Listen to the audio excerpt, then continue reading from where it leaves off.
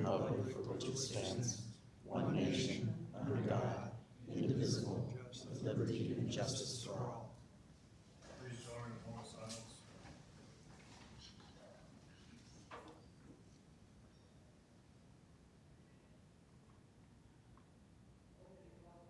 Thank you very much. Please be seated.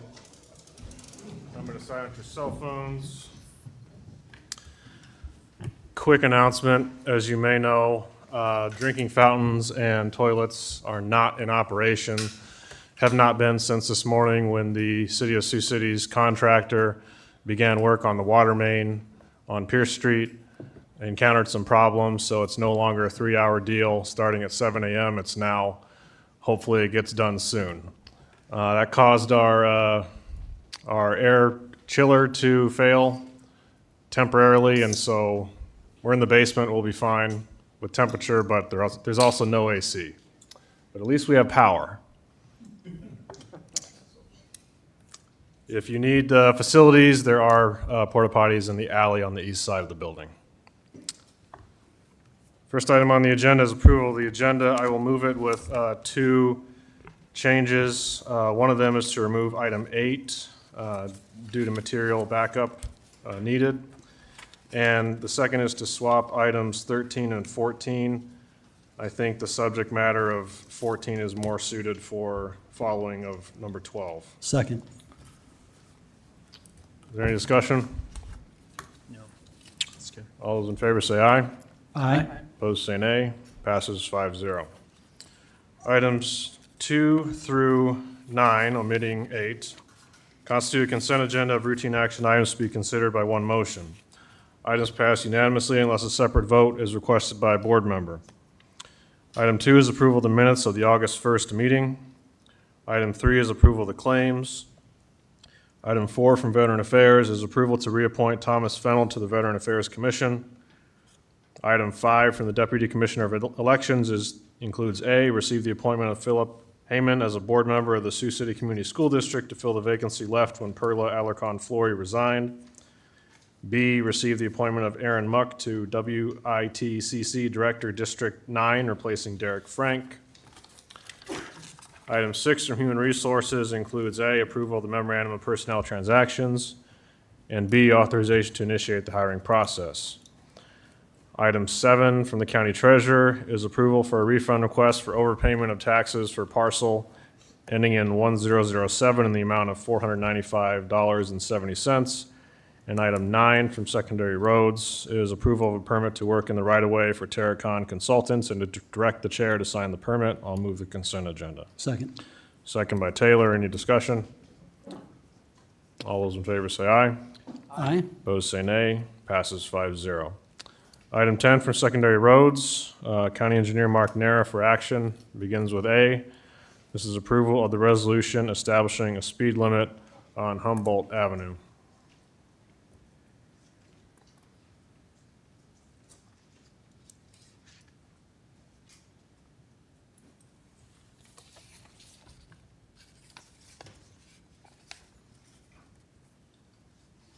It's a regular obstacle course today. First item we have is to establish a speed limit. This would be roughly from the REC property in Mobile to the north end of the cemetery property, just to give you guys an idea where we're looking at. We did a speed study there earlier this year at the request of some residents and trail users out there. There is a bicycle trail that's immediately adjacent to it. Current speed limit is 55. We're recommending 45 miles an hour in that stretch. Mark, I just got one question. So this would be just from where Humboldt turns to pavement and then up to where it turns to gravel again by the cemetery? Is that what you're talking? It'll be at the north end of the cemetery. Okay. Because that bicycle trail goes past, I think, the paved area Yep. there a little bit. Yep. And it comes to that north entrance in the cemetery. So we pushed it all the way to the north end of the cemetery just to give the walkers that reduction in speed in that Sure. area. I guess my thought was that is a really busy road, especially off of Highway 140 coming south on that gravel towards the cemetery. Could you do, I know that's roughly 2 miles from Highway 20 to 140. would we do that whole thing? I wouldn't be prepared to run Humboldt all the way Okay. down to Highway 20 at this point in time. I know it catches a lot of traffic, but a lot of that is farm and commercial traffic. There aren't that many residences once you It's get just, yeah, the one on south the corner. past. Yeah, We're butting up against the city 35 mile an hour. sure, So from that Glen Drive on, that's where the city began their 35 mile an hour. So Sure. you'll see our 45 sign, and then we'll put a new 35 sign at the point where the speed limit changes. So at least for that town portion, we'll be looking at the reduced speeds. We can go out and take a look at Humboldt. Typically, we like to have a speed study, see what the volume and operating speeds are on a typical Sure. couple of weeks out there. But we can take a look at that.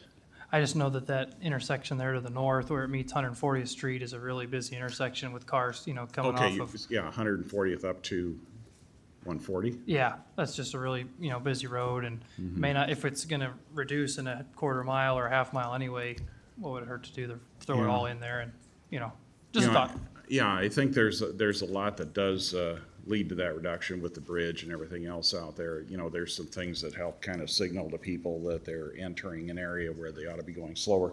The 85th percentile speed was about 40.1 miles per hour. So the majority of traffic is already reducing by the time they hit that area there along the golf course anyway.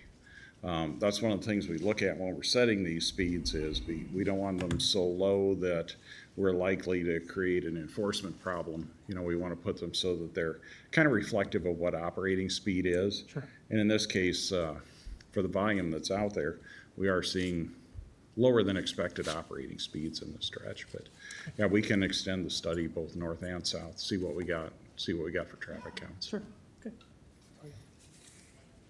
I recommend approval of the resolution. I'll move it. I'll second. Motion by Raddick, second by Taylor. All those in favor say aye. Aye. Opposed say nay. Passes 5-0. Item B is approval of the quitclaim deed for vacated excess right-of-way on Old Lakeport Road and direct the chair to sign the deed. Back in March, we quitclaimed some old right-of-way. It's basically a grassy area at the intersection of Old Lakeport Road and New Lakeport Road, for lack of a better way of calling it. Mr. Richard DeRocher had requested that property be returned. He was the property owner from whom the ground was severed when the when the Old Lakeport Road intersection was redone. Old Lakeport Road used to go straight through this, and they brought Old Lakeport into a T, and then New Lakeport came into the west. He had approached the city for this little triangle. When the surveyor went over the legal descriptions, they found out this was in the county just as that other section was. He has put on deposit a check for $3,000 for the purchase, and I recommend that the board quitclaim the property back to the property owner and that you approve the quitclaim deed for Richard DeRocher and his wife. I'll move that. Motion by Raddick, second by Nelson. Any discussion? Is that you? Correction, second by Bittinger. All those in favor say aye. Aye. Opposed say nay. Passes 5-0. Thank you, Mark. Thank you. Item 11 from Planning and Zoning, Daniel Priestley, is approval of the rules of procedure for the Woodbury County Zoning Commission. Good afternoon, Supervisors. Dan Priestley. The Woodbury County Zoning Commission operates under rules of procedure, which are put in place under the zoning ordinance. And they voted on the 24th of July to move their meeting time back to 5 o'clock p.m.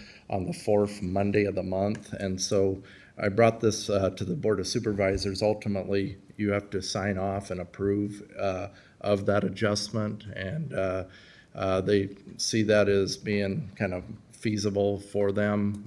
We ran it through a couple months to see, as for scheduling, et cetera, if it would be appropriate for all 5 members, and of course, access to the public, and they support the move. So. Well, I want to thank the zoning commission for accommodating and making that change. It is helpful for our courthouse security to not have as many hours later on after business hours. So I know it has to work for them, and the board is accountable to provide meeting space, and this is an ideal location. So again, appreciate the buy-in and cooperation there. I'll move approval. Second. Second by Raddick. Any discussion? Remind us, when are the times right now when they're currently meeting? 6 o'clock PM, so it was Okay. basically gain Just an hour. earlier, okay. Thank you. Any other discussion? All those in favor say aye. Aye. Opposed say nay. Passes 5-0. Thank you. Thank you. We are a couple minutes ahead of our 4:45 PM set time. Could we have an introduction to the public hearing in terms of background from Mr. Priestley? Dennis, do you think your item for transfer of funds would take too long? Let's move ahead to that, item 15. Okay, what I'm requesting here is our actual paramedic fund is actually 15,000 in red. That's accumulated over the last current fiscal year and the year before that. So we're trying to get that back into the blank, which we're kind of required to do. We can't be in the red at the end of the fiscal year. So that'll take care of that problem. Also, there's revenues there. I talked to Scott Mitchell, the Emergency Services Director, and we came to an agreement for the time being to split the revenues for ambulance service calls by 50-50. What I mean there is 50% from general sup, and the rest of it goes into emergency paramedics, so we won't have to make a transfer. Also, it'll give us a little bit of a balance in there to cover anything that might happen this year, because there's gonna be something, overtime will probably go over again this year, so we'll be in the same dilemma. And then in future years, 24, 25, I had in here that we transfer 50-50 split. I'm gonna recommend that we go to 100%, because in 24, 25, we're gonna have to look at a lot of different angles here to make our budget balance. This was a small item. What it does, we can increase general sup tax rates, but we cannot increase tax asking by a certain amount in general basic and rural basic. They are now restricted by this new House File 718. So with that said, I'm requesting a transfer going back to 2021 through 22 and 23 of $61,749 from general sup to the emergency paramedics. And then we'll tackle the 24, 25 when we come to budget hearings then, on how we split the revenue. But general sup and debt service are unlimited. General basic and rural basic are limited. So this will help us with our position next year with what the different legislative changes have They'll made help as a little well? bit. Okay, I mean, I know To it's the not to tune solve of- all, but, To the tune of about 40,000, we do 100%, which 50% go from general, rural basic, and 50% from general basic. It's 20,000, but it'll help. It's minute, but it'll help. Everything's gonna help us next year. Other questions? I would move it. Second. Motion by Taylor, second by Nelson. All those in favor say aye. Aye. Opposed say nay. Passes 5-0. Thank you. That completes item 15. We'll move back to our 4:45 PM set time. This is item 12 from Planning and Zoning, introduced by Mr. Daniel Priestley. Item A is a public hearing to consider the zoning ordinance text amendments to add solar energy systems private use as accessory uses in each zoning district. Add solar energy systems utility scale as a conditional use in the AP and GI zoning districts to the land use summary table.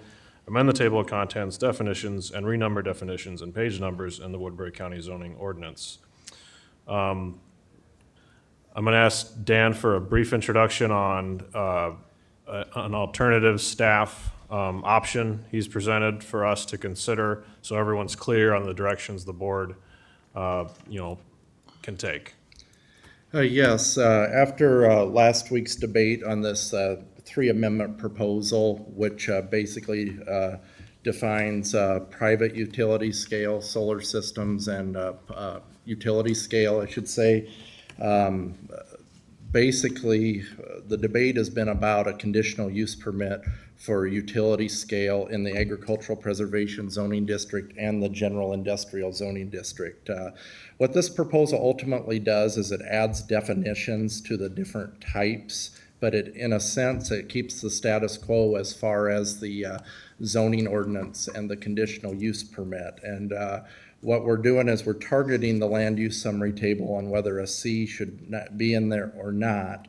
And the proposal does add the respective definitions in there. As far as the staff proposal and what we had learned last week, the alternative proposal is to reflect the existing ordinance and have the conditional use permit under the general industrial district, but have it remain identical as far as not being allowed or prohibited in the agricultural preservation district. And so that would be the portion of the amendment number 2 in the proposal. Amendment number 1 is identically the same as far as the accessory structure, as far as the personal use level. And we haven't talked as much about amendment number 3, but amendment number 3 is really crucial as far as aligning the definitions, renumbering the page numbers, and section 6.01 and 6.02. I want to, just for the record, mention that amendment number 3 was carefully aligned, and I made a tweak as far as 6.02 for the definition, so that's perfectly accurate. Last week it said 6.01 for a definition, so just a minor correction there. But as far as this respective proposal, it was adapted based on whether or not the C should be in the AP district. Okay, so just so everyone's clear, the board can opt to move forward with the amendments as proposed last meeting, which is to include the conditional use in agricultural preservation, or they can move forward taking that specific provision out and still move forward with the private accessory use and the redefining and the general industrial conditional use permit process. With that, in our board backup, and for anyone who's following along, what's now item 13 from Mr. Taylor and Mr. Nelson is related to the likely path of the board if the second option prevails tonight, in regards to, looking at this again at a later date. So those are the two basic routes the board is considering tonight. And so, certainly the board can look at the other item I mentioned to, bring up those talking points, since that is part of the discussion tonight. But before we do, is there any immediate questions for Dan as far as the text, so the board's clear? All right. Well, I guess, just to clarify, if you would want it to be as it was passed last week, you would have to then move it, but have a C conditional use in AP again. Right. Correct. That's what I meant. Okay. Yep. Okay.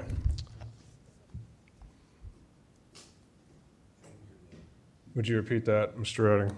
Basically, as we moved it last week, the conditional use was on AP, and as it's shown in the backup today, it shows it as it's not a conditional use under ag preservation.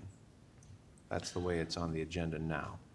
So again, So- either there will be a C or not a C under agricultural preservation, and if there's not, there is an item to consider taking it up at a later date, just so everyone's clear. So please direct your comments on that provision specifically. I don't think the board has any heartburn on anything else in the ordinance. With that, the public hearing is now open. If anyone would like to give their 3 minutes one time, it will be timed. I know there's the temptation to get into discussions with the board. Honestly, that's not really fair to everyone in attendance. So if there's a question, please state the question. The proper time for the board to respond and for staff to respond, we'll be taking notes and responding to all the concerns, is during the second reading, the following item. So just to be fair to everyone in attendance, if you have a question, please feel free to state it, but the board is here to listen during the public hearing. Okay.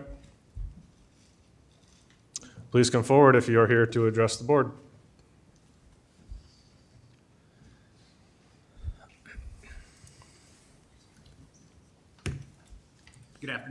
My name's Tom Trahern.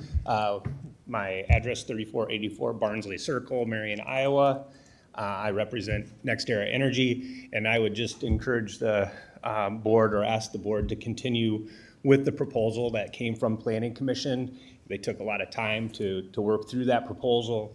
It seemed to be supported. I think it was unanimously supported to Planning Commission, and would like to see the board take their recommendation to heart and pass that ordinance in its state as it left the Planning Commission.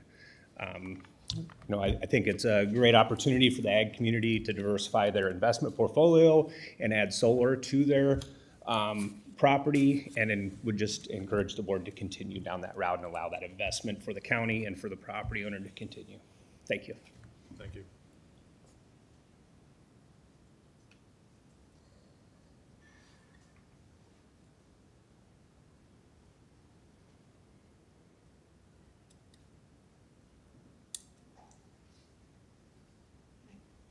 I'm Amber Woodman, Sergeant Bluff, Iowa, and I'd like to encourage the board to do the second option you were talking about, leaving the ag preservation land not for solar use.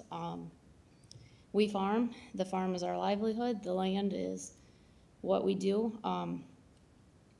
When I hear green energy, it makes my ears perk up. One of the things that we do in Iowa is we grow food for people, and there's a lot of talk out there right now about overpopulation and not enough food. Well, why would we take thousands of acres out of food production to make solar energy when they could put it somewhere else? So one of the things that I would question. Also, there's a question of, well, we own our farmland, so we should be able to do what we want with it, but in reality, we can't. Every day, the government tells us what we can do with our land.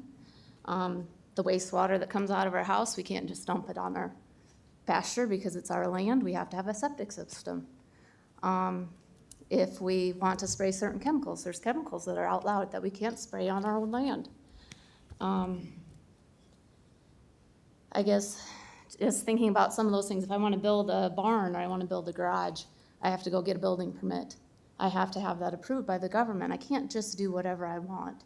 So I'm just asking the board to think about that we do have restrictions on what we can do with our land already, and we're not asking you to impose a new restriction on farmers, but rather leave it the way it has been. Let's keep the industry, the electrical stuff on industrial land. Let's keep the agricultural land agricultural, please. Thank you.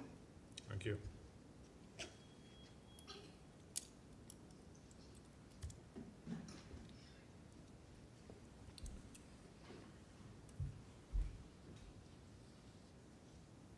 I'm Elizabeth Widman from Sergeant Bluff. I'm a landowner. I live out in the country.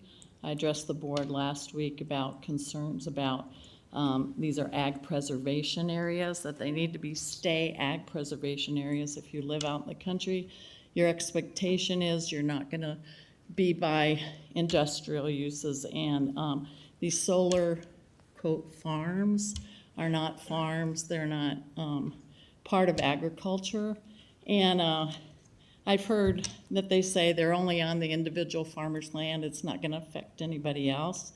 Well, I have sons. They're young farmers, and it's hard to get farmland to farm. And if you take this land out of production, and it'll be, I don't know how long the leases are you sign, 10 years, 20, 35 years, whatever it is, that land is out of production. And those farmers that own that land, if they're large farmers, they have big machinery, they have hired help.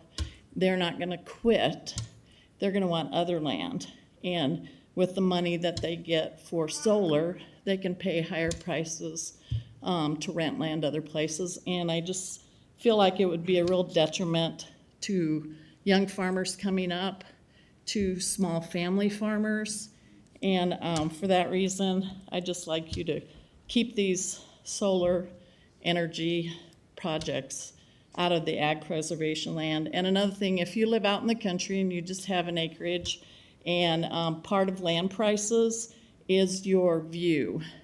And if you have a beautiful view out in the country and suddenly you have acres of solar panels out there, it'll decrease the value of your property. And it would also make people not want to come here and live, because when they come, they like the rural atmosphere. And I always give a shout out to the birds. These do, and they don't know why. It does kill birds. They think it's water that they're landing on. They land on and kill them. So I'll give a shout out. It does kill birds on this.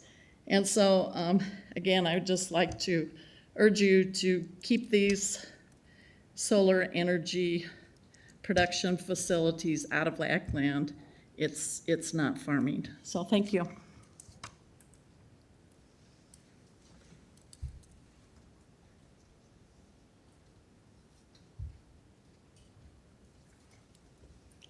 I'm Bob Fritzmeyer and 2933 Leach here in Sioux City. I want to apologize to you members of the board for a few weeks ago, we were here to consider the resolution that had been made as far as it was pertinent to some of this that we're speaking of today. And I'm sorry I did not speak up at that time because I wanted to talk about a poll that was taken in 2017. And this was taken among young adults who were ages 18 through 29, and a majority of them no longer thought that free market capitalism is working. And, freedom, as far as freedom goes, freedom has to be coupled with responsibility. There has to be those two together all the time. And I respect the freedom of farm families right here in Woodbury County to use their land in a conditional use as they see fit. It's not harming anybody, and it has to do with sustainability. I'm really glad to see that some of the children are here today, and they need that sustainability, a sustainable economy for the future. And solar energy is definitely a part of that. The earth is our home. It's a God-given home, and the sunshine is a wonderful product that's here for our use in different ways. I'd like to end with a story. It's about William Shatner. William Shatner went up on one of the billionaire flights that you're aware of, and he came back, and he was crying. And somebody asked him, "What is that about?" And he said, "The earth is dying.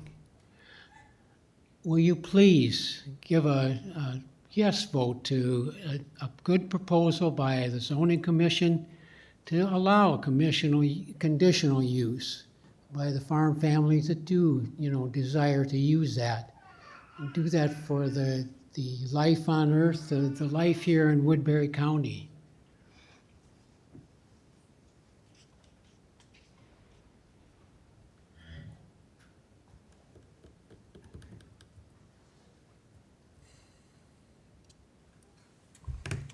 Do we need a shot clock?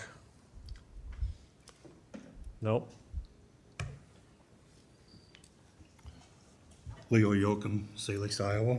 Good afternoon. I know there's a lot of anxiety out there in the farming industry with regards to utility solar. According to the USDA 2021 statistics, Iowa has 30.5 million acres of farmland.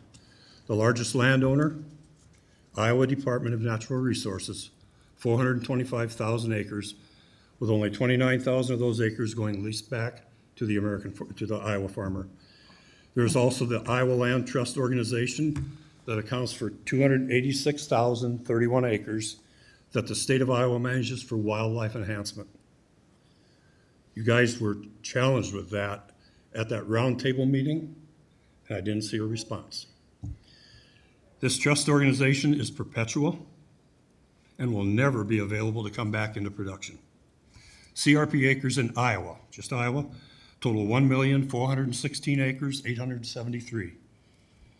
416,873 acres. Now bringing that down to the local level, Woodbury County has 450,763 acres of farmland, and of that is 25,903 acres that are in CRP. That can come back into production in 10, 15, or maybe 30 years, depending on which program that it is in. In addition to that, let's go back to the Iowa Land Trust, 4,184 acres never coming back into production. That's gone. Wildlife management. That puts the total of up to 30,087 acres of Woodbury County Farm out of production. Iowa grows 13 million acres of corn every year, and of that, 8 million is dedicated for ethanol production, in addition to some valuable byproducts. In reality, utility solar would simply replace a tiny portion of those 8 million acres, which is also used to produce energy. In fact, it would take a little over 1/2 of 1% of those ethanol corn acres, or 1/6 of 1% of the total Iowa cropland, to install solar, which would produce 1/2 of the generating capacity that wind generating capacity does in 2022. Those two combined at that level produce close to 90%, will produce close to 90% of the total energy production in Iowa. That equates to 46,000 acres out of the 30.5 million of Iowa farmland, or just 469 acres per Iowa county. That's all it would take. I understand the passion of a farmer. I am one. 5 of my 6 children are involved in production agriculture. 2 of them have continued the family operation at Salix. It's still viable because I adapted to change. Today we are dealing with change, and I'm asking the board to recognize this change as a possible opportunity for farmers and the residents of Woodbury County. He just said we're going to lose 60,000 in taxable income. I recommend, as a county, I recommend that you vote to allow utility solar as a conditional use in the AP district. Thank you. Thank you. Any questions?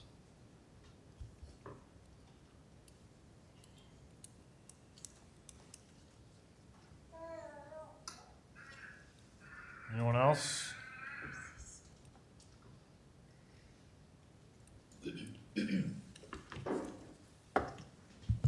Doyle Turner, 2738 200 Street, Mobile. I look at this from a legal standpoint. Right now, you have a rock-solid legal case to do what you're doing. We have had one solar project. It went in the industrial park. We have thousands of acres in that industrial park, many of which cannot be developed on. It was said last week that we'd run out of land in that industrial park, but that's not true because there is a lot of land around those facilities that has to be kept, that can't be developed, and solar can go on those. So when you look at the zoning from a legal standpoint, consistency is very important. And when you look at agricultural zoning, we can only build in the AP if we want more than 2 houses. We have to subdivide on a 40 acres. But yet we're going to let solar panels cover an entire 40 without a subdivision? It seems a little strange that a farmer can't put 2 of his sons on a 40, or we can't add houses in. That seems to fit with agriculture a lot better than solar, yet we can cover the whole 40 without going through a subdivision. The other thing, I'm a member of the Board of Adjustment, and I don't think we're being completely honest with the companies here and with the people. This fits as a conditional use in industrial because it doesn't affect the neighbors within the industrial. But when you look at the criteria that sit on a conditional use and you put them in the ag, one of the conditions is the proposed use or development at the particular location is necessary or desirable to provide a service or facility that is in the public interest or will contribute to the general welfare of the neighborhood or community. Now, everybody that has made the case for solar, they don't talk about the community. They don't talk about the public. They talk about that individual farmer. You know, I've sat here and I've talked about Sioux County because Sioux County makes more money per acre than we do. They generate $4,100 per acre in ag sales. We generate $850 per acre. These solar plans aren't going to do that because there is no economic activity above and beyond the money spent to that landowner. So in your resolution that you passed before, you talked about absentee landowners. I'm here to tell you there's one thing worse than absentee landowners, and that's absentee tenants. If you relax the rules on this, you are opening it up to have absentee tenants. If you go to Lucas, Iowa, I had a friend that owned 15,000 acres down there. His largest customer, his largest tenant, was from Minnesota. If you want to create poverty, this is how you do it. If you look at our large grain farmers, none of them have another generation coming on. We are only half a generation from losing this, and what you're doing is you're taking this ag land and you're taking away land from the supply. These farmers are still going to go out. You're going to increase the demand for the remaining land, and all that does is cut margin. When you cut margin, that's what hurts profitability. Thank you, Doyle. Thank you. Anyone else?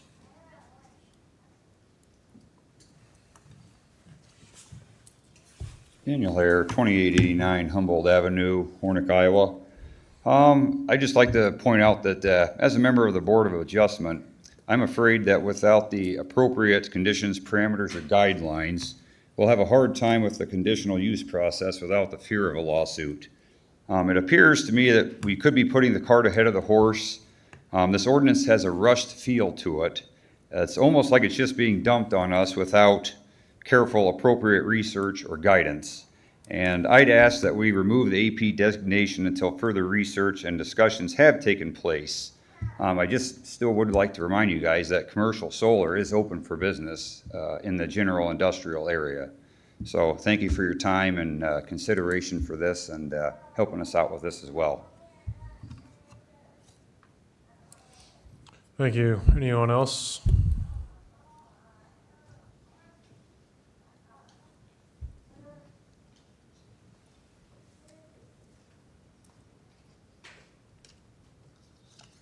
Eric Nelson, Mobile, Iowa. I want to echo just a little bit more deeply along with not being hurried. We've just found out now, well, I'll back up. You know, this body was busied for some months working on a carbon pipeline that now appears to be a pipeline to nowhere, as North Dakota has disallowed any CO2 for being carried to North Dakota, right? So everything was all it's a big rush, and I get that because there are big tax credits that are hanging out there on all these things. And so we've moved into a new time in this country, and thank heavens we have this body here and all the other moving parts of county government to help protect us, because it's quite obvious now that there are many layers above us that are simply trying to set up instances where we get gamed out here in the rural areas. And so I encourage you to be very cautious, be careful in whatever you do grant, because once farmland's removed, it's not likely to become farmland again. And I think that that deserves consideration. And it was stated, solar's open for business in the identified areas that are already in use. So I just urge caution. Thank you. Thank you.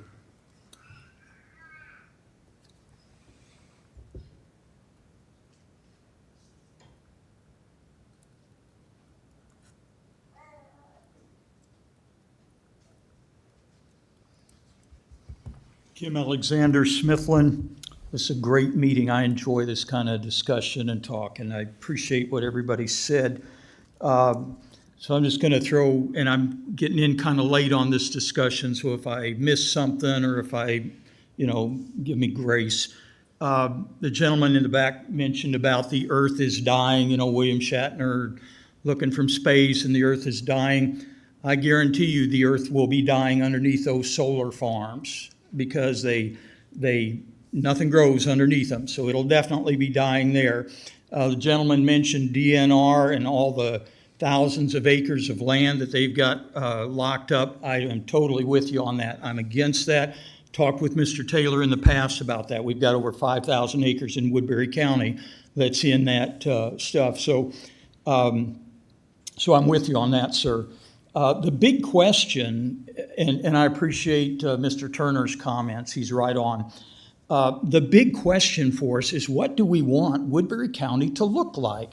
As the gentleman that was just up here said, we're in a new age. It's totally almost uncharted territory. The big question is, what do we want Woodbury County to look like? I think the idea of having the solar farms out there at the industrial area, it's great. Put them out there. There's land for it. There's place for it. The infrastructure's there. Do it. But our biggest asset is the beauty of these hills, and keeping that pristine and untouched as best we can, I think, is absolutely paramount. So I am very much in favor of that. And to that question of what do we want Woodbury County to look like, 2 days this last week, I went to the Woodbury County Fair, and I went to Daniel Hare's booth. He had a booth about the pipelines and the wind farms and all that. And I was amazed how many people came up, people of all different ages and across the spectrum, came up and congratulated him. Hey, thanks for doing this. We're with you. They donated to his billboard fund. They bought T-shirts. It was amazing. I was surprised how many people said, we want the hills to be like they are. So I appreciate you guys bringing this question up, and I hope that you will stay the course. And yes, the key to wealth in these hills is not gadgets and gizmos like solar panels, but it's people. Whatever you do, we need to get more people into these hills. And that's where wealth, the true wealth of any society, of any country, is the people that live there. Thank you. Thank you. Anyone else to speak during the public hearing?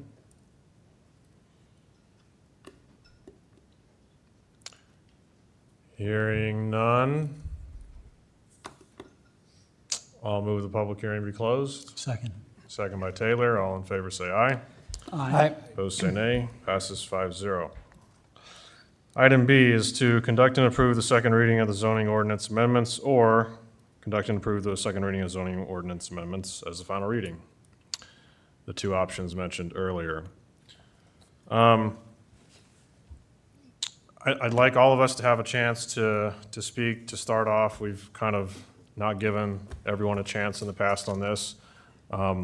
But before we do, are there any very quick questions for Dan Priestley as far as anything that was mentioned? I wouldn't mind hearing, I guess, where planning and zoning came with the recommendations, because typically, this is a best practices kind of thing where you look at other zoning ordinances and you kind of follow what the law is at the time. Is that not the case, or can you speak to that, please? Yeah, going back, the planning and zoning had looked at a series of ordinances, and they had a public hearing in this room, and they looked at the process that they're used to going through as far as the conditional use procedure. They have fresh in their mind from a couple years ago going through the Port Neal Road Mid-American project, where they looked at it within that industrial area down there. So that was very fresh through the experiences of what come up through a conditional use process of going through the respective criteria. And what was mentioned at the meeting that night was that 6 criteria is a method of looking at the landscape on the ground as far as the property, different classifications, corn suitability rating, really the sky is the limit based on where the county is. So in terms of looking at all the other ordinances, they had a concern that it should reflect much of the other aspects of the zoning ordinance as far as similar conditional uses. And so they were very comfortable with the process of having an application come in and us all doing the research all together as far as criteria, looking for any red flags that might exist, because that's what the conditional use is about, is trying to find areas that might be problematic. And one of the goals of the conditional use is, if it can't meet the conditional use, how can we get there? How can we establish a condition that will be very transparent to the public on bringing everybody into the process and laying it out so that the landowner and the area property owners will really understand what any deficiencies are with a respective application. So what came out of that meeting was that if we put a C in there, we'll be able to look at it like we do our many other projects, come up with reasonable conditions, and if an application meets muster, they would be able to apply those conditions as a whole. So there were, as with the backup materials that were included in this packet, they looked at a series of those other ordinances and felt that the conditional was appropriate in this matter. Anyone from the zoning commission wish to give further comment? We might, if somebody's on the phone, we might have the chair on the phone. Oh, Okay, okay. thank you for coming. You can stay here if you want. Chris, Suzanne, Chairman of the Zoning Commission. One of the things historically we found with conditional use permits is it gives us a lot of latitude to review every single application on its own merit. It isn't under a blanket of an ordinance. This gives us so much flexibility in listening to the public and listening to the applicant to find out exactly what they want and what their concerns are. We can modify all of those requirements based on that discussion. So I think that gives us a latitude, but more importantly, I think it gives the public a voice and an opportunity they may not have. So to us, that's the beauty of the conditional use permit.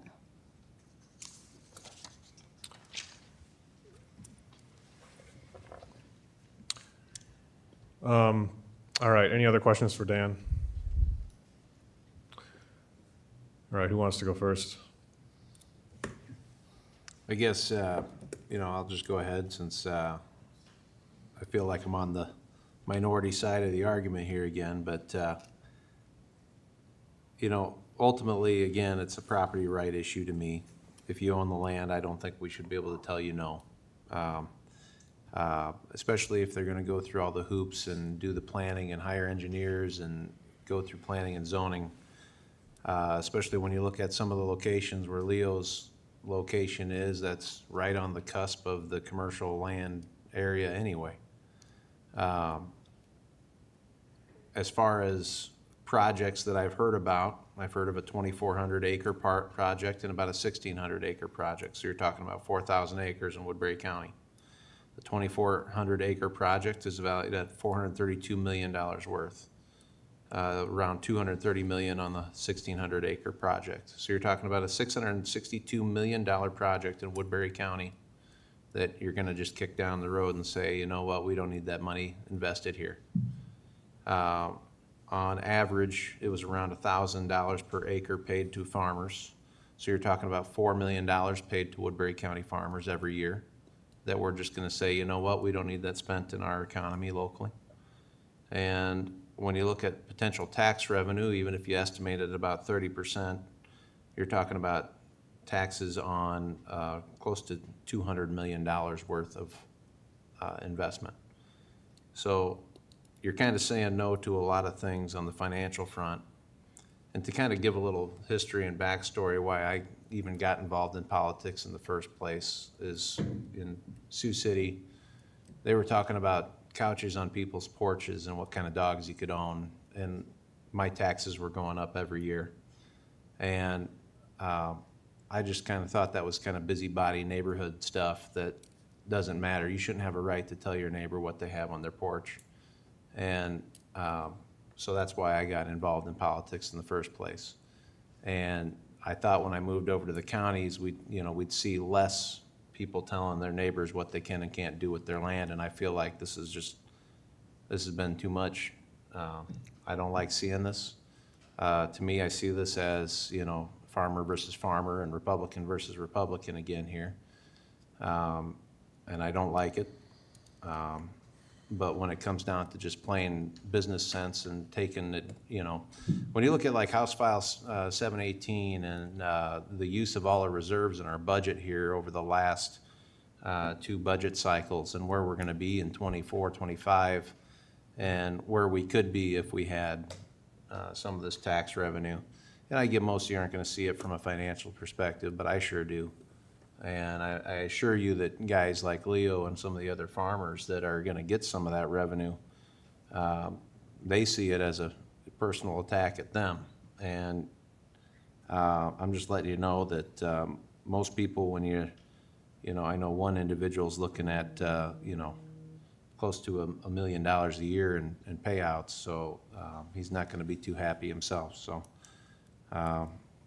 but if you want to tell your neighbor what they can and can't do on their ground, that's up to you. I don't stand for it. Mr. Taylor. Thank you very much. I can appreciate the comments. I think the ultimate question becomes, what do we want Woodbury County to look like? And how do we want to grow? If you go forward 25, 50, 100 years, and I heard and I've respected the idea that, you can't tell people what to do on their land. Well, unless we do away with planning and zoning right now, and the point was brought up, you can't put 2 houses in a 40, and I have heard nobody say that should be done away with, or we shouldn't have ag preservation at all, and we shouldn't have planning and zoning at all. You should be able to do whatever you want, whenever you want, on whatever land. And to me, the reason that you have ag preservation is to preserve agriculture. And if we have 75% of the acres that are ag preservation, we ought to look at that. To me, to have the conditional use, I have been a longtime admirer of planning and zoning and Board of Adjustment and the good work that those folks do, voluntary basis, and they listen to people. And I am for having a conditional use, potentially on a compromise that we could put forward. But without parameters up front, I think it's too loose, it's way too open, and it's too subject to interpretation. And I guarantee you we'll be in some sort of lawsuit, because all of a sudden a developer will be told, here are the 5, 6, 8 different conditions that you have to meet, and say, whoa, why didn't you tell me that up front? If I had known that up front on slope, on the percentage of acres, on setbacks, or whatever it is, then I would have developed the project along those lines. I think we owe it to people to be upfront and to have something that will preserve agriculture for time to come. I also want to echo the thoughtfulness, being deliberative, careful, and cautious. So with that, I'm going to support, at least for tonight, not having a conditional use in ag preservation, but having a potential to really think through this if we're going to go down that direction, even in a limited form. Thank you.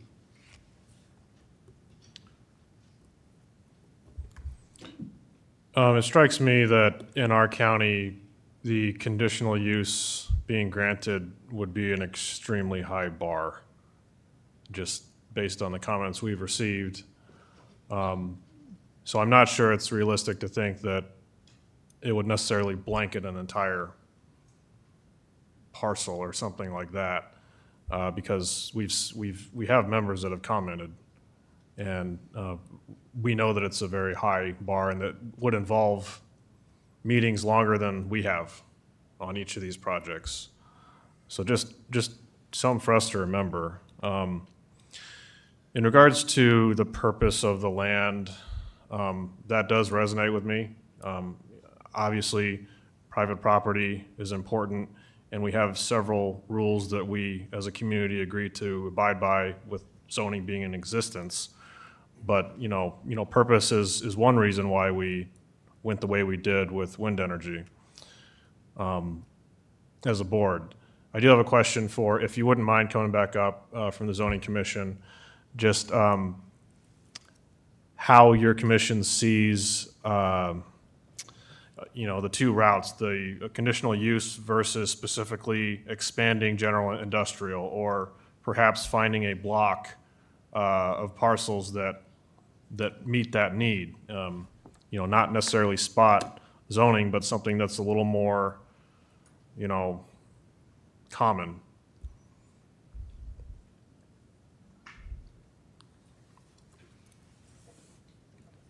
because we've mentioned that, general, GI is where it, belongs.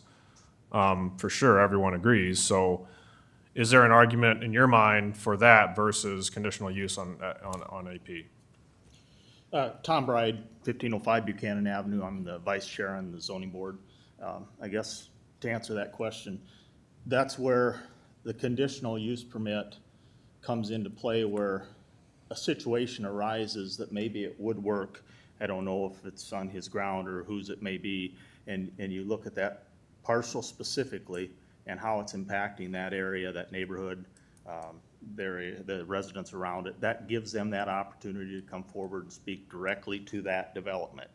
And instead of going the way of the wind ordinance or the wind turbines with a ordinance that may set parameters and somebody could meet it and they could put that in somewhere, the solar, I guess we looked at from the standpoint of there's probably only going to be a couple of them come into Woodbury County. The likelihood of 20 solar farms in Woodbury County isn't very likely. If it is, then you do need to do something different than a conditional use permit, because I was taught from Iowa State University, if you're handing out conditional use permits hand over hand, you should be doing something different with your ordinance so you don't have to address it that way. And I'm not speaking for or against solar. I'm just talking conditional use permits to address a specific plan that comes forward in a parcel of ground that you may not have looked at that is AP, but maybe it shouldn't be, or maybe it would work really well for this situation. So and a conditional use permit does not have to be granted. That's the other thing. You can tell them no. So if they don't fit the parameters, or if the neighborhood doesn't want that in there and it's not going to work well with the neighborhood, they can show up at the meetings and they can give you a reason to say no. So does that help a little bit, or? Yeah, so, I mean, in regards to that process, what are your thoughts on parameters, as Mr. Taylor mentioned, that would be an extra restriction upon the conditional use process? Are there, certain things you already identified in your meetings, such as slope, such as percentage of land, such as anything that you would be interested in? That's another reason where the conditional use permit comes in. You have that opportunity to look at that specific piece of ground and determine at that time. Maybe it isn't slope, maybe it isn't the location of houses surrounding it. You can look at that specific project and determine at that time that it's input that really helps when you get input from people that live in that area. Because people don't show up to meetings if you're writing an ordinance and it doesn't directly impact them. But if there's a solar field going in right next door to them, they're going to show up at the meeting and they're going to tell you why they don't want it or why they're in favor of it. And that's the best case scenario for us to look at it as a board, is input that comes in and how it's going to negatively or positively impact that area. So to write a set of parameters, it's really difficult. We do have guidelines that we follow, and those are guidelines of how they negatively, will this fit in the general nature of the surrounding properties? You can't say, yes, it will, or no, it won't right now with an ordinance. Looking at each one individually, each parcel or each proposal, each plan gives you that opportunity. And like I said, conditional use permits, you can say yes or no. The parameters to set a set guideline and write it out on paper exactly what you're going to allow because of slope or because of the corn suitability rating. We look at all that. That all comes into play. That's all written down for what our guidelines are. But to set certain levels, I think Mr. Yoakum mentioned at one meeting, some of these CSR ratings aren't really accurate on what the ground is capable of producing or doing. So how do you view the permanence of the change? Like, is it taken out of production with current technology? Do you look at that and say this is a transition of the purpose of the land for these, for this spot, or is it something to serve only that parcel and be sustainable and a minor part of the operation? Or are you looking at, like I said, changing to general industrial because it makes sense in the long term? That's the process you'd recommend they go through, something like that? Well, I guess short of having to rezone to general industrial, we would look at the surrounding properties or areas that are close to it and maybe say that this can stay AP and it can be used for this, but it might not be suitable for other general industrial uses.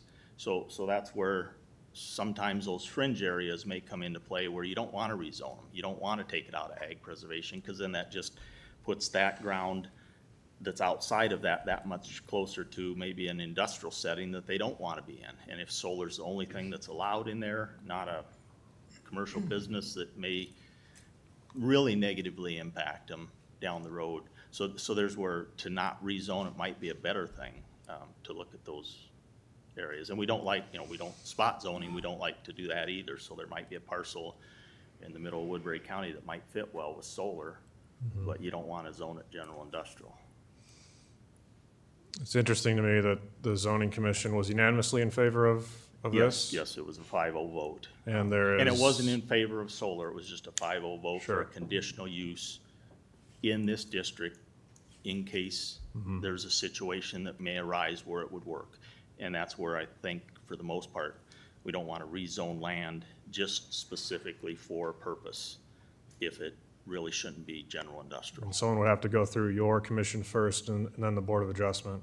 Is that correct? For the conditional use Yeah. permits, yes. That's the other thing, it goes through two boards. It sees the zoning committee and then our approval, or our recommendation. We don't approve or deny. The Board of Adjustment is the group that approves or denies. But if the zoning commission is completely against it, moving it to the Board of Adjustment, that's a pretty high hurdle for them to pass, to say, hey, wait, we got 5-0 against it, but why are we gonna vote for it? And that's where you get in trouble if you don't follow some guidelines and the criteria that you have to meet. I'm trying to figure out why each, board or commission is approaching this a different way. Because there is, your commission recommending it, Board of Adjustment, like I said, it's a high bar. I think the board of, the zoning board, the only reason we looked at AP district as a conditional use is there are properties that maybe lie on the border of general industrial or lie in a specific area that may fit. I don't think anybody on the board felt that this is something that should go out north of Highway 20 by Mobile in an open farm ground. We didn't look at it from that perspective. We just opened it up to the potential in specific or certain areas that may fit. That is good information So, for the board to consider. and like I said, a conditional use permit doesn't mean yes, it can mean no too, so. Well, it basically means you have to meet these conditions. If you can't, and that's where I talked about the surrounding area. They have that chance for their input, because we listen to that. We listen to people that are up here speaking against or for something. Tonight I heard more response than we've heard, because at our level, to bring it forward to you, it wasn't directly impacting people at the time, because we didn't have somebody putting in a solar field. We were just talking about what should we do. Now, if it comes down to the point where you do approve it for a conditional use permit in AP and it's gonna go in next to somebody that was here tonight, they're gonna be at that meeting to talk to us and tell us why they don't want it, why it doesn't fit, how it's gonna negatively impact them. And that's what we have to weigh in our decision to either recommend or recommend to deny to the Board of Adjustment. And Tom, you guys weren't here last week, but it was something I said last week, is that by doing this conditional use process, and I'll preface this, I'm not a fan of planning and zoning. It doesn't mean I don't like you guys, okay? I just don't. I didn't like it, and that's why I got on the board. So, but the conditional use process allows you guys to do the job that you're supposed to do and determine the conditions and make somebody that's planning a project come forth with not just planning, but engineering and like really doing their work and homework to put forward a plan that you guys are gonna say, okay, you know what, that does meet conditions. And talking with, companies involved in this, they see conditional use permits as kind of a double-edged sword, because they really have to get their homework correct before they go to meet you guys and say, hey, this is what we're looking at. And like I said earlier, like their project is right on the border of commercial property already. So really, are we following our own plan use, land map uses, if we're not letting you kind of follow the conditions? I guess that's kind of where we were coming from, that maybe that map wasn't just right, and maybe that isn't laid out exactly like it should be, and it gives you that opportunity for those fringe areas or for those situations. And like, a comment I guess I'd like to make is, in the past, I've seen situations where people have been against a project, conditional use, and then we'll do this and this. And, oh, well, if they're gonna do that, then, then they feel a little bit better about it, and then they go along with it, they're okay.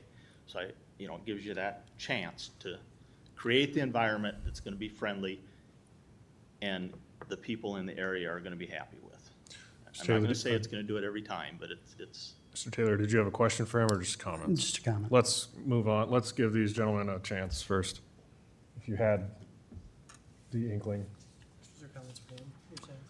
or comments on the ordinance. Excuse me. I spent the last several nights combing through county ordinances from across the state. And so I swear all I can see is PDFs in my eyes. Everywhere I look, I just see boxes with things. And I think I've read probably 15 of them, and I know there are many more out there that maybe aren't as accessible, but, some of my concerns with the conditional use as it stands right now is I'm not sure we have anything about decommissioning or anything about drainage tile, especially if we have pattern tile. If it backs up under a farm or plugs under a farm with solar, how does that affect the neighboring landowner upstream that isn't in solar and farming? How does that get resolved? Setbacks from airports. This was one that I saw several times. We've got a major airport right here. We've got the Air Guard. I've not seen in the material that like the FAA or the 185th has chimed in. So I would be curious as to, what they say. And then a lot of it was, kind of setbacks from right of way, whether it was paved roads, gravel roads, setbacks from intersections to make sure that there was a clear line of sight for people pulling up to an intersection or turning or whatever. So that's kind of my concern, is that we don't have some of those basic parameters currently in there to help give you guys guidance as to, what we deem safe, what's appropriate. In regards to what Doyle said earlier, I think you can sit down, sorry. Sorry, Tom, yeah. If we have a question, we'll call you back. And what Kim said about what Woodbury County wants to look like. One of the many blessings in my life is that my wife and I grew up on farms. Both of my wife's parents farmed. Both of my parents farmed. And all 8 of our grandparents farmed. And across several states, 4 states here in the Midwest.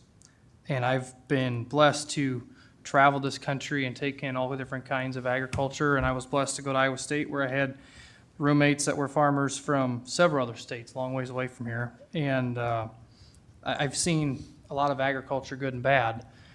And, we talk about, I know that the economic effect isn't necessarily a part of this conversation, but I resonate with you people that are in here talking about it, because I've been to those places in southern Iowa where CRP or government land is taken over, and you've got maybe one county and a school.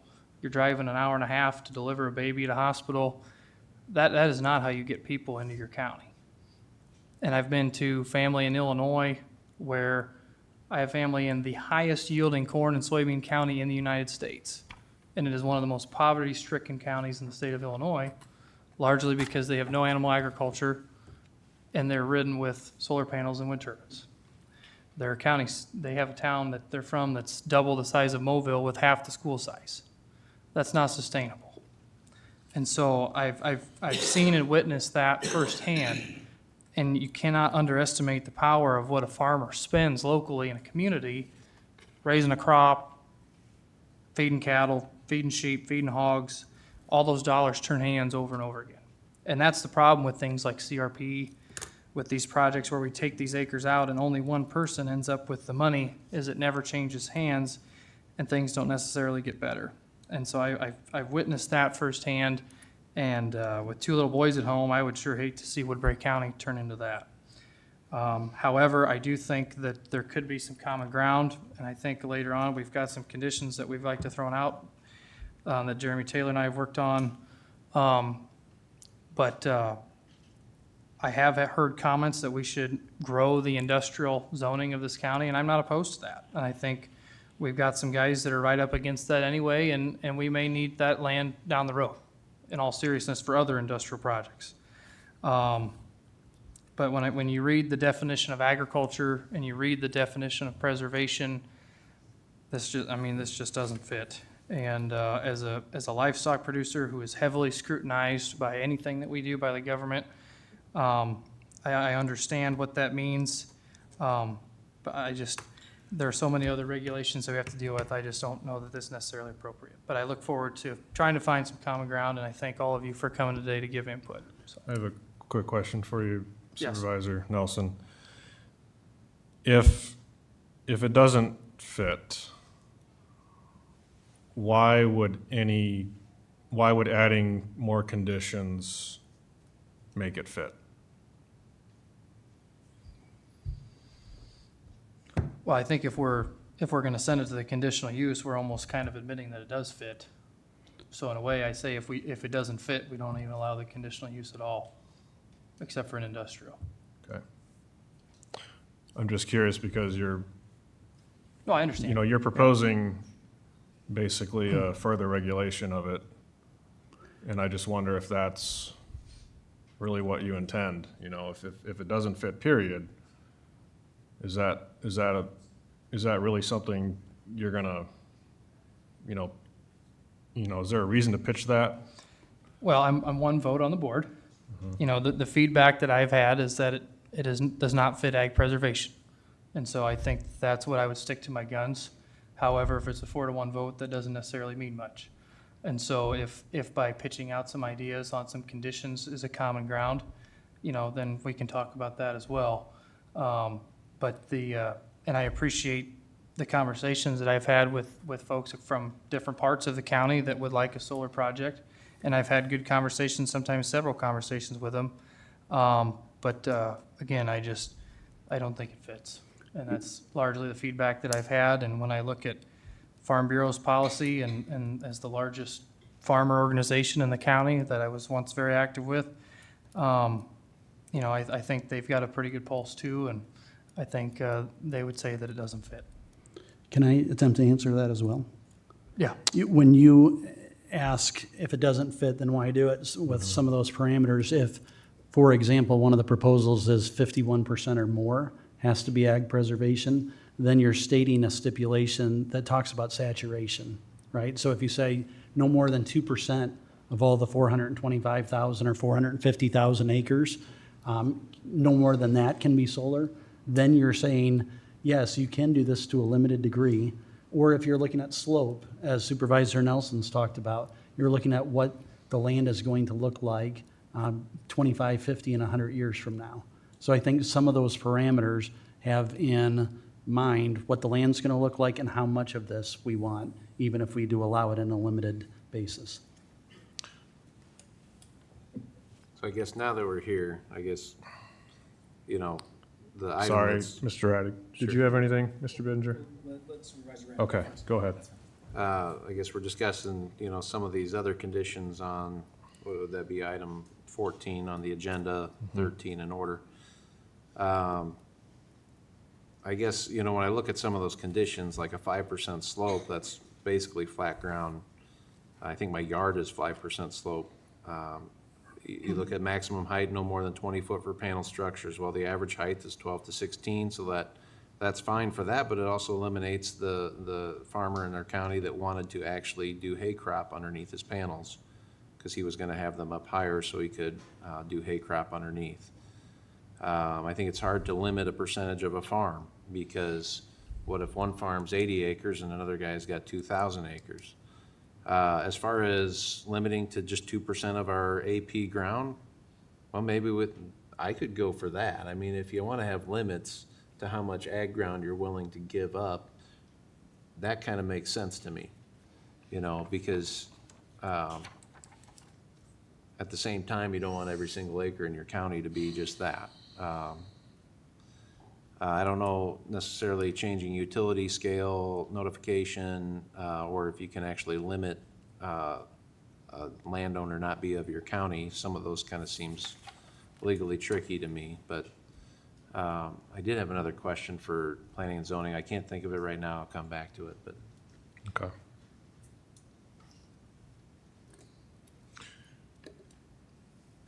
All right, I'll keep my comments brief because I know everybody's like, wrap it up. JK, anyhow. A few things I'd say first is that I think all five of us are for farmers. And so I want to make sure our farmers here, we love you guys, appreciate you. No one, I don't think any of our intentions are to destroy farmers or the legacy of Woodbury County. So I'll state that. A few things that I would just point out real quick. It just sounds like overall, if you keep hearing a lot about regulations, it sounds like there's like a death of freedom by regulations that we've seen in our country over the last 130 years, 140 years. So I'm concerned about some of the adding on of regulations. I spoke recently with a adjoining state chief of their Supreme Court in the last 2 weeks about this, and just talking with him, he just said that he was, from a court perspective, he said that the zoning commission and conditional use permits have a lot of control, and there's very limited that the state court could come back against and overturn, even in Iowa law. And so he was just saying that if a conditional use permit from the zoning commission, they have a lot of leeway, they have a lot of power, more so than specific ordinances and detailing ordinances out. They said giving them more of a freedom, they can do a lot more and be more restrictive than necessarily if we put conditions on here, like some of these, if we try to bullet point these out, giving them the freedom would actually benefit us and benefit the farmers to say no, the zoning commission to say no due to input, as Tom had mentioned. I'm just personally, I'm concerned about some of the restrictions. I do get it, some of my farmer friends, they have a lot of restrictions by the government, which I think is absurd. And limits their ability to make profit off their land. So with all that, I'm with Supervisor Raddick. The 2%, I could probably go for that, the 2%, limiting that a certain amount. But I would say the rest of them, we'd have to work through these, and I'd be initially against. I think when we're trying to create ordinances, I try to go for the least restrictive, and I'm concerned this is adding restrictiveness to our farmers. I don't know, I mean, you guys already said enough, but I'm concerned that the conditional use permit, I think, would be enough. And I think that our zoning board and the Board of Adjustment have enough leeway to stop a project. And I'm not so concerned from talking with Chief Justice that a lawsuit would come about or we would be in trouble legally. He cited some case laws, recent case laws that actually backed up local zoning commissions and boards that protected Board of Supervisors, and so I'm not so concerned from that aspect for us to get into a lawsuit. But I do hear our farmers. I do hear our farmers. I'm concerned. I understand you want to preserve, ag land. I think that is rightfully so. But also, I think there is a duty for the government not to inhibit a person's property rights to be able to produce off their land. And so that's where I'm concerned more from a rule of law. Are we inhibiting people's ability to produce profit off their land? So that's all I have. I know it's nothing maybe different, but that's all my comments. It's good input. I did think of my question, unless you had something you wanted to say. Go ahead. So, for P and Z, Mark Nelson brought up decommissioning in my handy dandy Iowa Solar Siting Resource Guide. It also brings up decommissioning. And I know when there was wind discussion, there was a talk of, somebody doing a project, they had to do a deposit or something that paid for the decommissioning. Is that something that you guys considered in your discussions? Okay, she's nodding her head, but we'll have you answer on the record here for that. Yeah, Tom Bright again. Those are the issues that, like Mark had asked, the decommissioning, if they're bonded, who's going to pay for that if it's removed? Those are all stipulations that can be applied at the time of that conditional use permit, and drainage issues, any of those things can come into play. So that's, I guess, if the easiest way to explain it is if you draft an ordinance and you allow solar, those people just have to meet that. They can do it if they meet those conditions. And that might be okay for one location, but not another. That's the only reason I really think the conditional use permit, if you're going to allow it to be there, comes into play, where you can have a lot better control, not control, but determination of how little of impact it's gonna make on the property owners. That's the biggest reason the conditional use permit is there. So is- just a clarifying question, can we couple ordinance restrictions with a conditional use permit? You can have setbacks, I mean, there's certain things you can put in those ordinance, but then if you allow it as an accepted use, the conditional use permit's not there anymore. You don't go through that process. So that's where I guess I'm getting at, that if you're going to allow it in AP, allow it as a conditional use, not as a allowed use, because then you're in a situation where if this guy can meet these guidelines, he can put it in. If everyone around doesn't want it and it shouldn't be there. So that's why we looked at it from the conditional use standpoint, and if you're gonna allow it in AP, instead of rezoning certain areas, you could make this work in certain spots without having to go through a rezone, and allow it with teeth and conditions that say it's gonna affect the landowner downhill from erosion. Okay, what are you gonna do to control that? We're not gonna allow it if you can't come up with a acceptable answer for that situation. You know, it might be 100-foot borders around it with flowers and, you know, I mean, buffer strips. We've had people put in a row of evergreens because somebody didn't want to look at something. This is what you got to do because that's what they want. I think we can do both things, and that's why I like having the conditional use. In fact, part of our compromise, and I've heard 2% from both of you also tonight as far as the saturation level in AP, but that's why I think we would put forward that we do it as a conditional use, but also have those things that are standardized across the board. Because if you just go out and research how many boards have been sued right now because of conditional use permits that have varied from time to time. And they said, well, wait a second, why are the rules this way here and why are they that way there? I think we can still have both things.